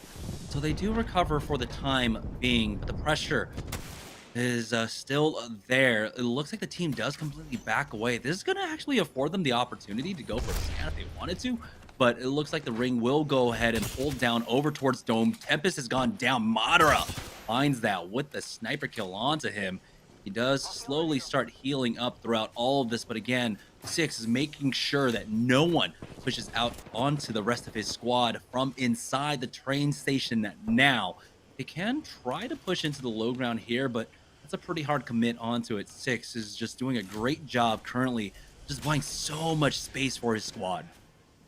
It's a great example from 6's screen on how to get aggressive with Caustic. We know that Caustic is known for being that really annoying player in matchmaking that really can't push in a building, but when you watch 6, he's doing both. He's got defensive barrels over towards the backhand side, and he continues to place these barrels in front of them and elects to either shoot them or not based on what the other team is doing.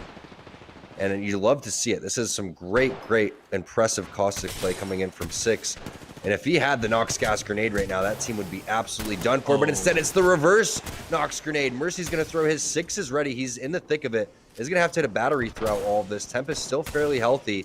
They're going to be able to get the knock and finish onto, I believe, Mercy only because of the zoning happening from the barrels. And that's going to mean a free armor swap happens as well. So very nice plays coming in from MST. You got to give a lot of credit to 6.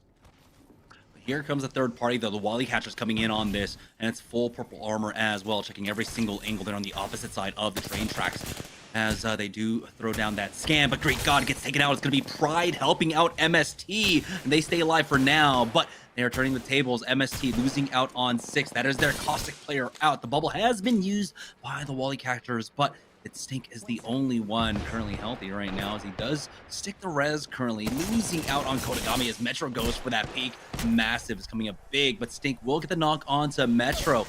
They are now down to 1 player. It's Tempest once again, though, trying to clutch this one up for his squad. Starts sticking the res now onto his teammates just in time as the zone starts closing in. Exactly. The zone closing in is the key thing here. I'm not sure if 6 is going to have enough time to even hit a battery, let alone even get a single heal off. Tempest is going to have to bail as well. Metro is going to go down to the zone, and that's so unlucky, the timing there. Just 1 or 2 extra seconds, and all of MST could have potentially made a bubble play. Instead, it looks like Madara is going to pick up a couple kills over towards the side. The ring's going to do a lot of damage as well. Not quite sure if we still have that last player from M&K that's riding it out still too, trying to pick up some extra placement points. But PBS, like you said, Jamerson, in this high ground area, in that kind of TSM spot, looking really strong. Flashpoint got a huge knock on to Madara. And so that's going to be Pony Gang missing out on one. Madara gets thirsted there as PBS have the complete control over this zone. You can see they're doing a great job of controlling every angle as well, making sure that they have an eye inside Dome as well. It's Bowser using this headshot angle. He does have the barrel set up as well. His team superior still alive throughout all of this. Never able to get Prodigy aces back into this match, but hey, they've hit top 4 at the very least. Joey Blackout, though, will go down. That's going to be Pow with the G7 Scout to pick that one up. The airburst nades come in as well. And Joey Blackout really bleeding out here. Sorcerer still has to be careful. Does have a full squad to his west right now as he wants to commit onto this kill, but understands that the position is so much more important, especially when they have basically the rest of this entire zone. This is great for PBS. This is why that spot is so highly coveted and why the dome rotation out of the backhand side ends up proving very useful as Vibes now going to pick up all this loot. 10 seconds into the zone comes. I really think that AK is going to have to make a portal play here. You can see the rock that they're playing.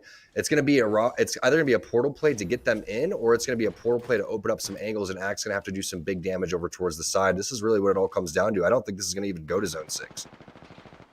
Yeah, as you can see, Pony Game is still alive, but it's just Fury left in this as we have Team Superior trying to march their way on up. Fury gets finished off. It's a top 3. It's going to be a 3v3v2 here as PBS watches out for AK. Big hit, 77, forcing him back. That's the armor cracked as Sorcerer will try to back away to the rest of his team. Does have the cover of the rock to work with as well, but they still need to hold the line. Rakanishu just below them as they do go for that wide swing on the north hand side. Sorcerer pulls out that R301, does some massive damage with it. Pow picking up Rakanishu now. It's the top 2, and it's going to be PBS to take game number 4. But most importantly, we have to keep track of our top 2 teams. Pony Gang made it there into the top 4. We saw MNK going down early on in this match. MNK had a narrow lead going into game number 4. It should be Pony Gang to take it right back, but it's by how much now? And you still can't count out PBS because they're one of the teams that could really pop off. Keep in mind, they were in a great position to win game number 1, had a little bit of a mishap there over towards the rotation, towards that end game, and now they win game number 4 and possibly give themselves an opportunity to get into Series E if they have a big game number 5. All right, yeah, we're going to take one last break here before we head into the final game of the evening. You're not going to want to miss it. So stay tuned, guys. We'll be right back for the conclusion of Series E. Imagine you love frosting and filling. I do love frosting and filling. Oh, well, imagine if there was a way to enjoy that delicious goodness anywhere, anytime, out of the toaster, out of the box, out of one of those baggy thingies, with nothing but a thin layer of foil between you and... Pasta. Yes, Curtis. This is a commercial about pasta. I love it. Frosting and filling for your pasta. I like pesto.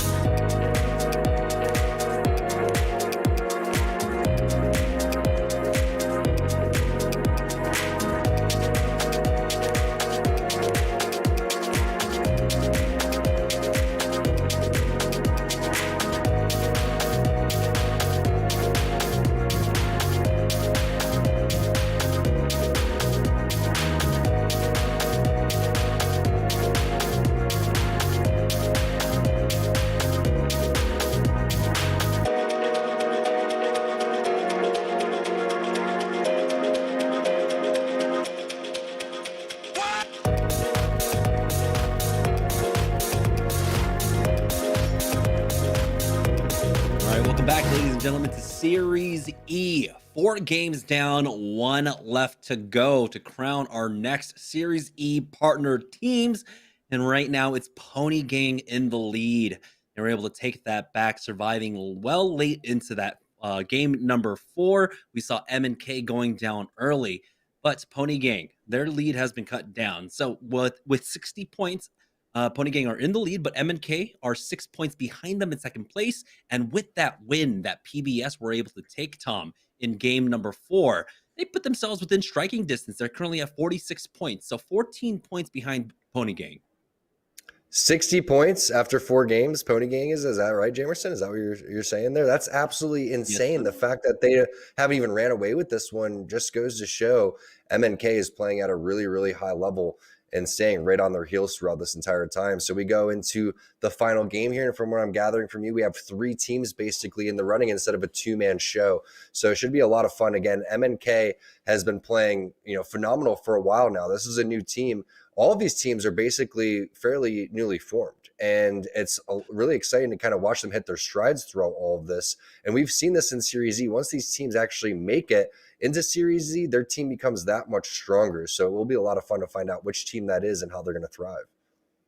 Yeah, right now, the 3 teams that we are looking at going into game number 5, our final game of the evening, it is Pony Gang, MNK, and PBS. But don't count out Team Superior or Team Vibes, who are currently in 4th and 5th place, respectively, with 40 and 39 points. So 20 and 21 points trailing behind Pony Gang. It's doable. It's still a Herculean task at that point. You need 10 kill points along with a dub to try and take it, and Pony Gang and MNK to go down early, but it's still doable. So 5 teams really in the running for this spot in Series E as we join on board with MNK playing over here at Lava Fissure. We saw they were trying to make that balloon rotate. They got caught out by Team Season, went down early. Will they make the same mistake again here in the final game of the evening? I don't think so. These guys are pros. Really depends on where this zone's going to pull, and Frex is hitting the scan at the perfect time for us too. If we could pull up the map, that's going to give us a lot of information on where they're going to have to go. Lava Fissure all the way down towards Lost Site and Tree. So we know Sorting Factory, again, is going to be where you have Pony Gang, and now MNK going to have to do a very similar rotation. And I wouldn't be surprised if they switch up what they're doing and if Season does the same exact thing that they did last time, because it's such an important rotation here for this squad. Now, Madara without an armor, hopefully he is in the game and moving around. Okay, he is. And he also finds a gold energy extended. So that's going to be big. And as soon as he finds some armor, I guarantee they're going to get out of here. And we've seen Madara really going off with that Volt. And so if he can find that Volt for himself to utilize that, that'll be fantastic. For the time being, he's just holding on to it. Of course, he was just doing his due diligence on that recon character as Team Cruelty find themselves in this fight once again. I believe it was Memezikins that were on the wrong side of this fight last time around, as they are getting chased down once again. Halapenin will go down to Yubin, as he will be able to finish him off with that alternator. So another kill point going over to Team Cruelty here, who've had an up and down day so far. They've been having some team fight wins, but ultimately making it out to the late game has been a little bit harder for them. They do win out on this 50-50 and gain control over Overlook at this point, but they are slowed down on their rotation here with 1:37 seconds left. They still have to loot the rest of Overlook. There's just not enough loot to get 50-50, especially over towards the Overlook side. So even though they do get the 3 kill points, they lose, like you said, a lot of time, and they just lose a lot of resources. All of those syringes, all of those cells now. That's why they struggle towards the end game. You have to pick up a lot of kills, and you're going to have to continue to steamroll and pick up tons of resources in order to stay in the game, especially because we're no longer in this Watson meta. So Scissors, again, switching on over from Pathfinder to Horizon. I found myself a big Horizon fan, and now I think that I'm probably going to be switching off Path and going Horizon full time. But now Vibes going to be taking out Casellos there on the Caustic, is going to be able to find one with the Arc Star. That's going to be Ack, which means no portals are going to be in use. Now the Phoenix Kit being popped by Cherish. Moni is taking a lot of damage over towards the side too. So it's going to have to be barrels left and right for Cherish, and he only has the Scout Massive combo, so it's not going to be looking good, and they get taken down by Absolute units. Yeah, so Absolute units pick those one up as well.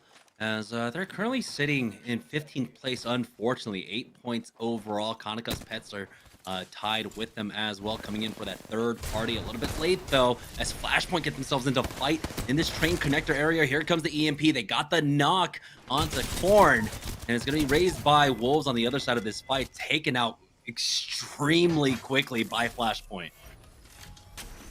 Flashpoint says hello, and they understand this is game number 5. What does that mean? Well, if you're new to competitive Apex or Series E in general, this is where all hell breaks loose. In the final game of a series, all the teams really trying to pick up that big 30 bomb, which means that you're going to pick up a lot of kills on the way. The teams that are loving this are teams over towards the top 3, especially Pony Gang and M&K. They just watch dog eat dog basically throughout this entire situation, and Fat Fruit Ninja not going to slow down at all. The scan is going to just stop him temporarily, but that's just so he can take a different angle, and they're going to continue to put the belly on this squad in front of him. They have a huge advantage in terms of armor, in terms of positioning. If they're able to just get that knock as he's trying to make his way back into the building, that's going to open things up, but instead not able to connect on the wingman shots and possibly going to slow it down just a little bit. Defensive bombardment is there for Sir Lifts a lot, so if they do deal with a third party, that's going to be how they're going to answer that one. Fat Fruit Ninja doesn't have his EMP. Instead, going to elect to go and try to send this one over towards the zip line. He's by himself, and he deals with Fade, the R9, one clip, Kanaka, and the Pets there to destroy. Yeah, and they get that armor swap for themselves as well. Now sitting on all purples, going for the full peak. Lifty will go down. And Fade, even though Kaneka's Pets, they don't have any armor. There's the armor swaps for themselves. They recover off the back of this and pick that up. Still, though, Kaneka's Pets, we saw them do extremely well last week, but this week around, they've been a little bit more silent. Don't know exactly what happened to them. MST as well, getting themselves in a fight over here at Sorting Factory, dropping down to the low ground as the scan does come out on top of them. The pings do go down to start rotating out of this, but there's another team that's playing inside that tunnel, that vault tunnel, and so they do see them. They get tagged up as well, and oh boy, they're just full committing on to this geyser now for that rotates. Somehow Metro survives and makes it to the high ground here. Will Six be able to do it as well? It looks like he and his squad somehow narrowly make it into the safety of the ring. They're being sent on, though. Kodagami could come through here with the big Nox gas grenade. Stinks there, and he's a little late, so they slow it down, which means that they're going to be able to heal. Metro's going to be full shields. Also, Six answered with some great defensive barrels of his own to block both of those doors. So unless you have a thermite, you're not going to be able to get in there for Kodagami immediately. Greek God's going to be able to open the door. A little bit bait and switch here over towards the side. Possible third party in the area as Team Cruelty's in the vicinity, and multiples in the area. That's going to be a team coming out of Sorting Factory and taking over Senpai's bubble. Scissors gets a lot of damage done onto him, and Racket Nishu is there with the wingman. Yubin, the last guy alive. Looks like Team Cruelty going to be going out without any points there, only one placement point. And now TS trying to reset. Keep in mind, two teams still over towards their east-hand side, as Flashpoint now getting another team fight over here from the rotation out of Thermal. And this is what you expect in these final games. Panda's already with 3 kills, 350 damage, looking for more. Yeah, round 1. The ring isn't even finished closing. We're down to 13 squads, 38 players remaining here as Flashpoint slow it down just to go for the reset. Kupski does get tagged with that gold armor, but he just needs to pop the 1 cell, and he's right back into things as Rambo does go for the peek from the high ground, drops down. He tries to re-maneuver himself to join up with his team. Kupski gets hit up once again. Again, though, he has that gold armor. He will elect to use the bat instead, but wow. Rambo with the flat line. Just beelines right on top of him, and we'll go ahead and cover the body here as Kupski sets up the cross angle as well. This team has been triangulated right behind this rock, but Rambo is caught in that reload animation. But it looks like they should have the numbers advantage, the health advantage. Kupski goes down. Oh boy, the full set coming out from Goodfella. They do get the knock onto Kupski. They try to commit onto that thirst, but they do survive for the time being. MST facing off against Team Superior currently as Prodigy Aces gets the knock onto Metro the Goats. Flashpoint surviving throughout all of this as well.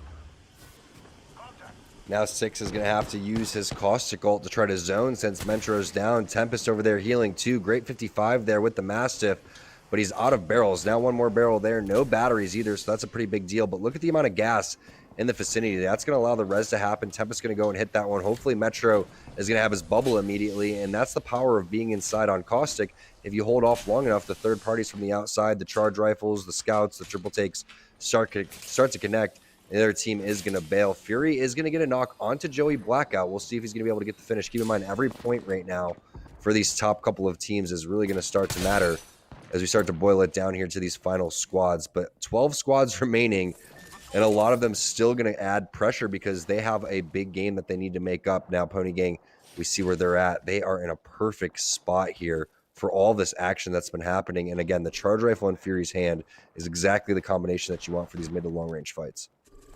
Yeah, importantly, of course, because right now they are in the lead. They want to play for the late game. They want to force teams away from their position, so they're using long range to keep everyone at bay, controlling a very strong portion of Sorting Factory over here. As they do have to dip back inside to heal up, basically here on the ultimate high ground. 12 squads remaining, 33 players left. M and K were in their sights. Triple blue armors for them.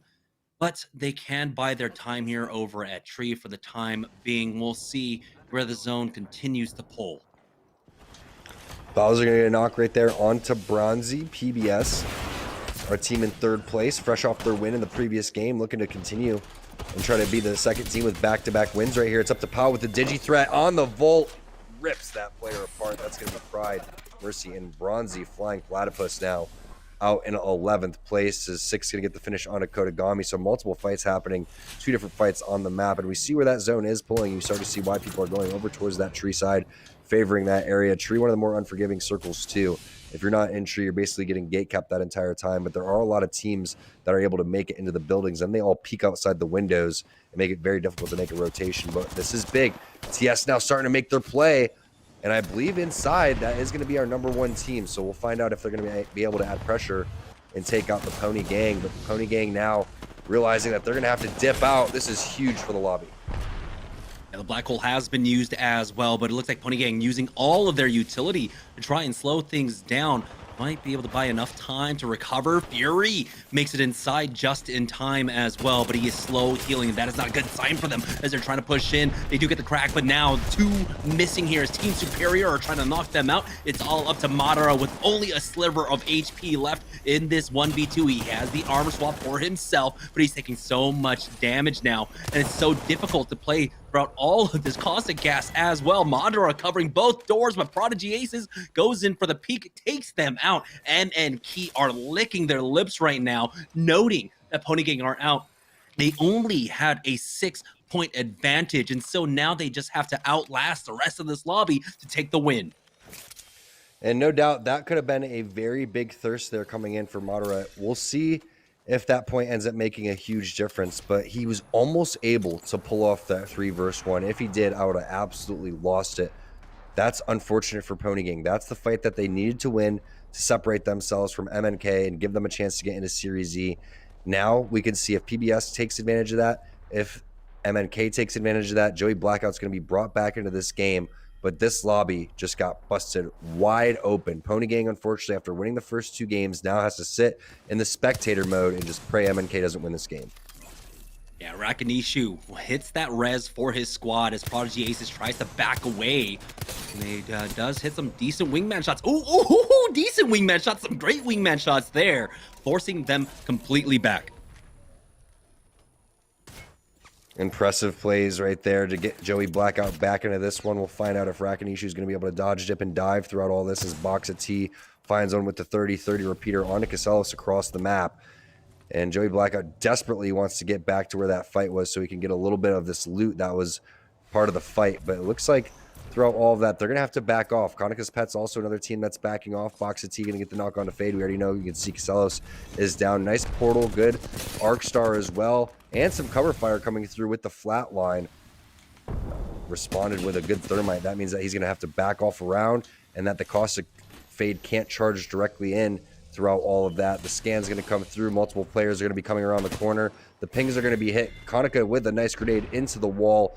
Doesn't hit as fast as he was hoping for, and Breakfast Club just sends it. Now Breakfast Club owning the north side of the map. As you can see, pushed out from that position over on the train tracks. They had a lot of barrels set up there. they still have a long ways to go. Now MNK making their move though. Frex has been tagged. They have to try and back away. Buy some time for him to heal up, along with Niles, who needs to heal up health as well. It looks like they will be safe for now. The ring pulling hard on over to Tree here, as they've been playing this position basically really early on. Were able to make their way in from, I believe, Lava Fissure, and so had the position early as currently MNK. They are the team poised to try and win out here in Series E. Breakfast Club, oh boy, getting a huge knock onto Prodigy Aces. Team Superior were trying to run the lobby. They were still in the running, 20 points down below Pony Gang. They have picked up a number of kills. There's another one for Rakanishu and then the knock onto nades, but now Joey Blackout taking a lot of damage here. Still, he has the cover. He has the headshot angle. Rakanishu on the high ground, getting a good spray down with that Volt. He's got the wingman out as well. He has to be careful. Zone is closing in, and he does get knocked. And oh boy, both teams just griefing each other at this point as Joey Blackout has to call it here to try and survive for as long as possible. Did they get enough kills before this, though? We still know that MNK are up as a full 3 to clutch this one up. As you can see, triple purples on MNK. They have positioning inside the zone as well. We're down to 6 squads, and it's only Team Superior who are damaged left as the solo. Yep, one rat here. That's going to be, I believe, Joey Blackout through all of that, and he gets spotted from MNK. And you can see there's already a team waiting to gatekeep, so that's going to be even more placement points going on over to MNK. And while that fight's happening, this is their push over towards the side. They're not able to get the kill right there onto Joey, but instead the pressure is going to be added over towards Amcho and his squad. You can see the shots not connecting enough for Zanile.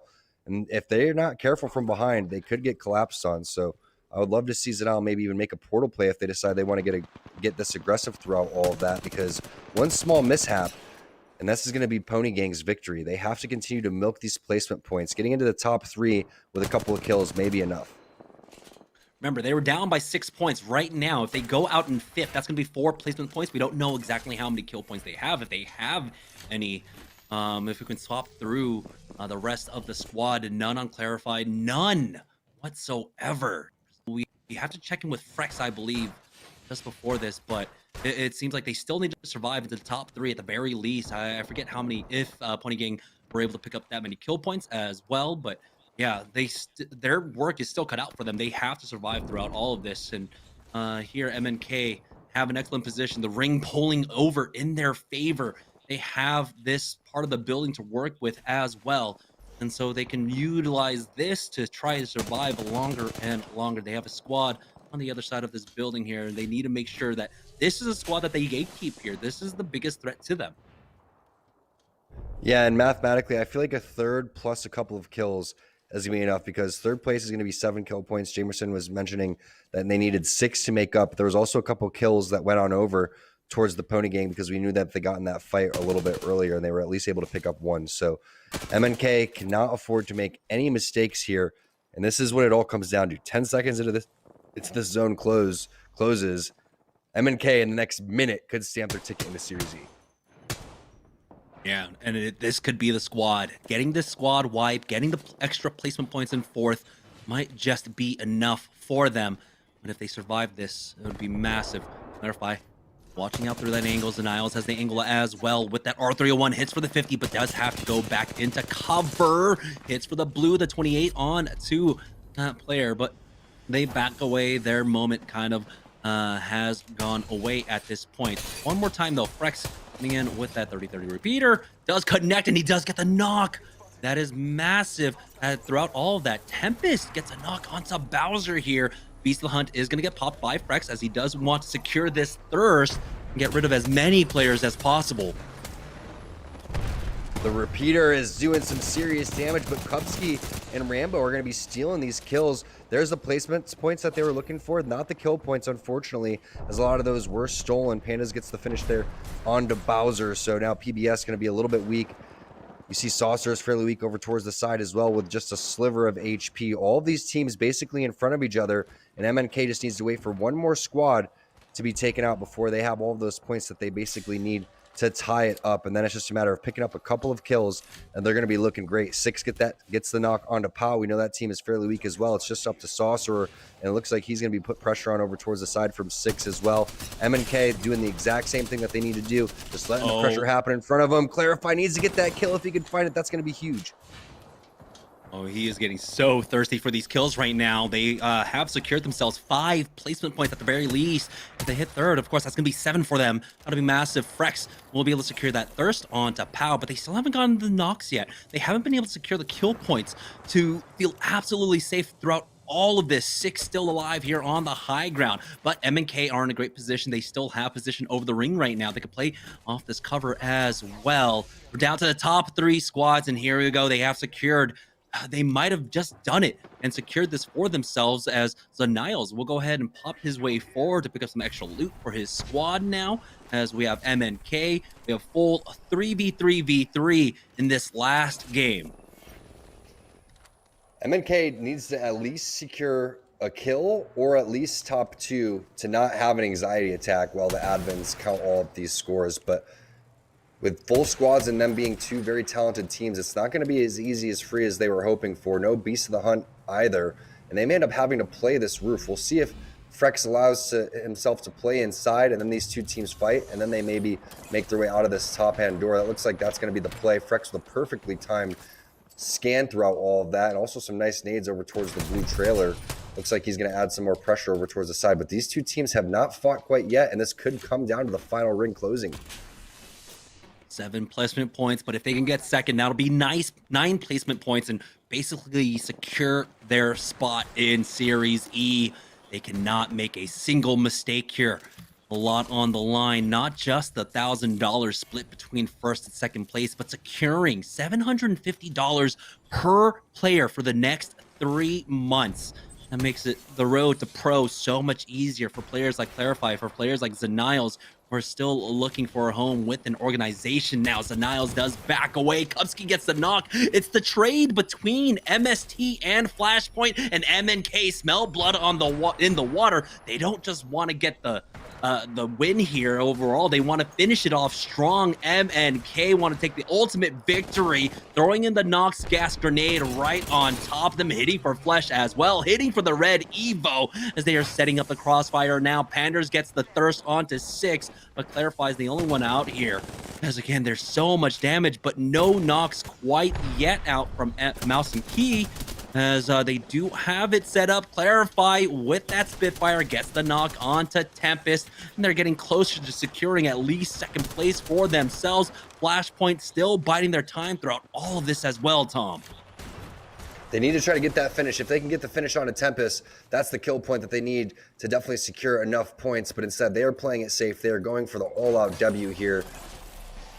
And it looks like they should have this one, as both of these teams are down multiple players. Looks like actually Flashpoint is full. Freck's going to send it around the corner. He's going to get knocked by Rambo.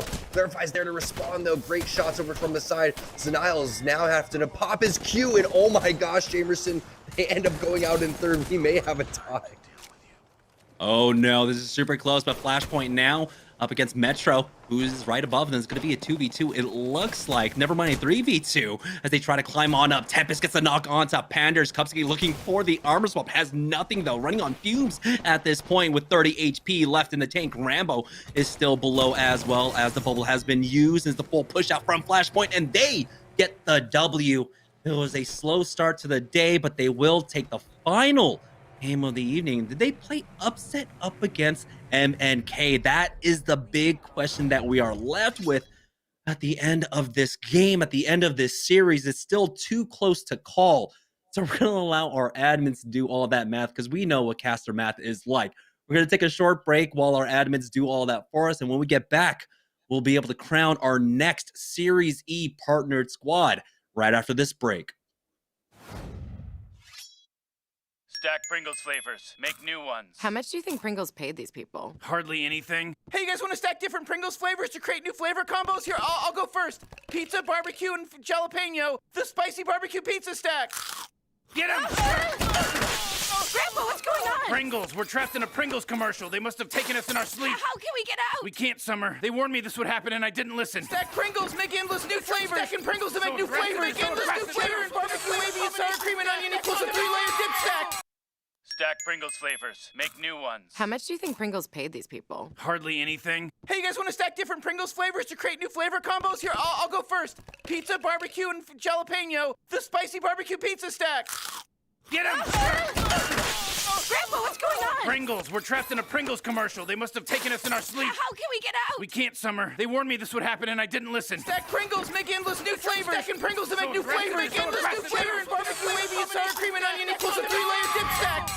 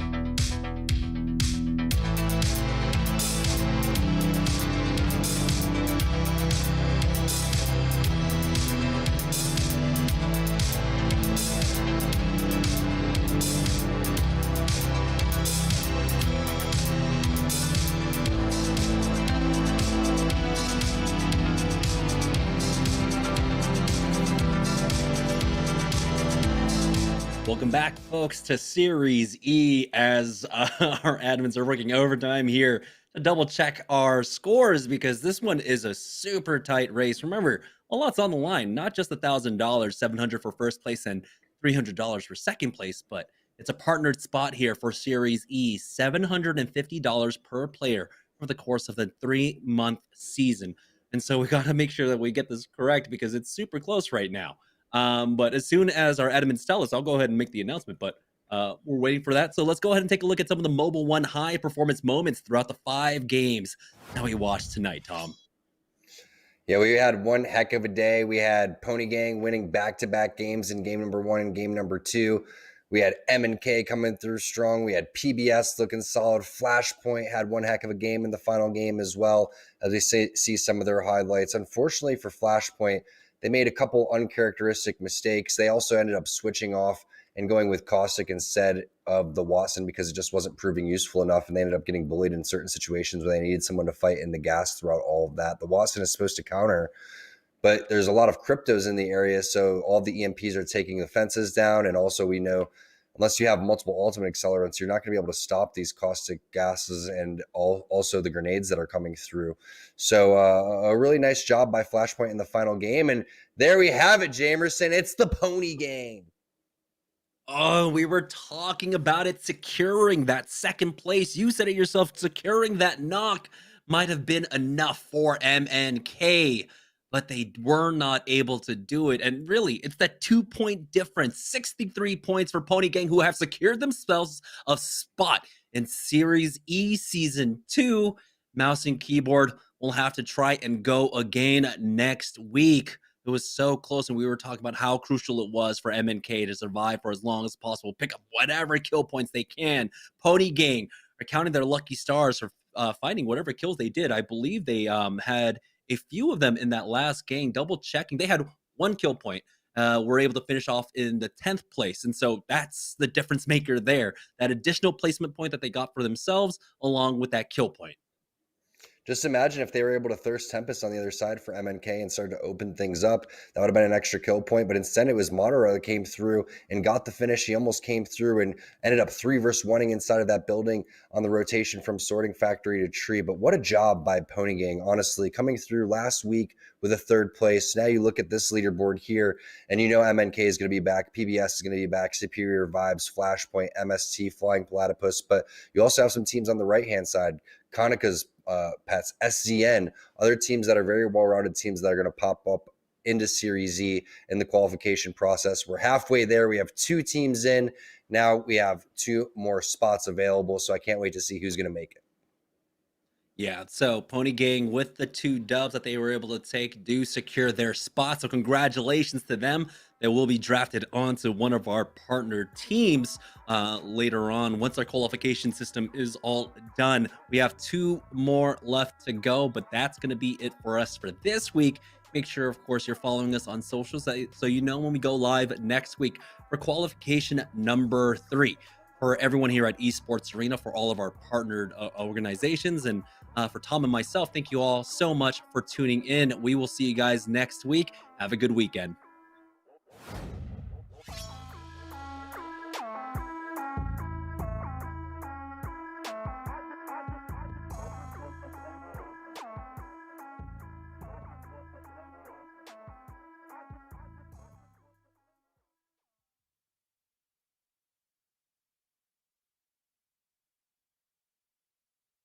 Yeah.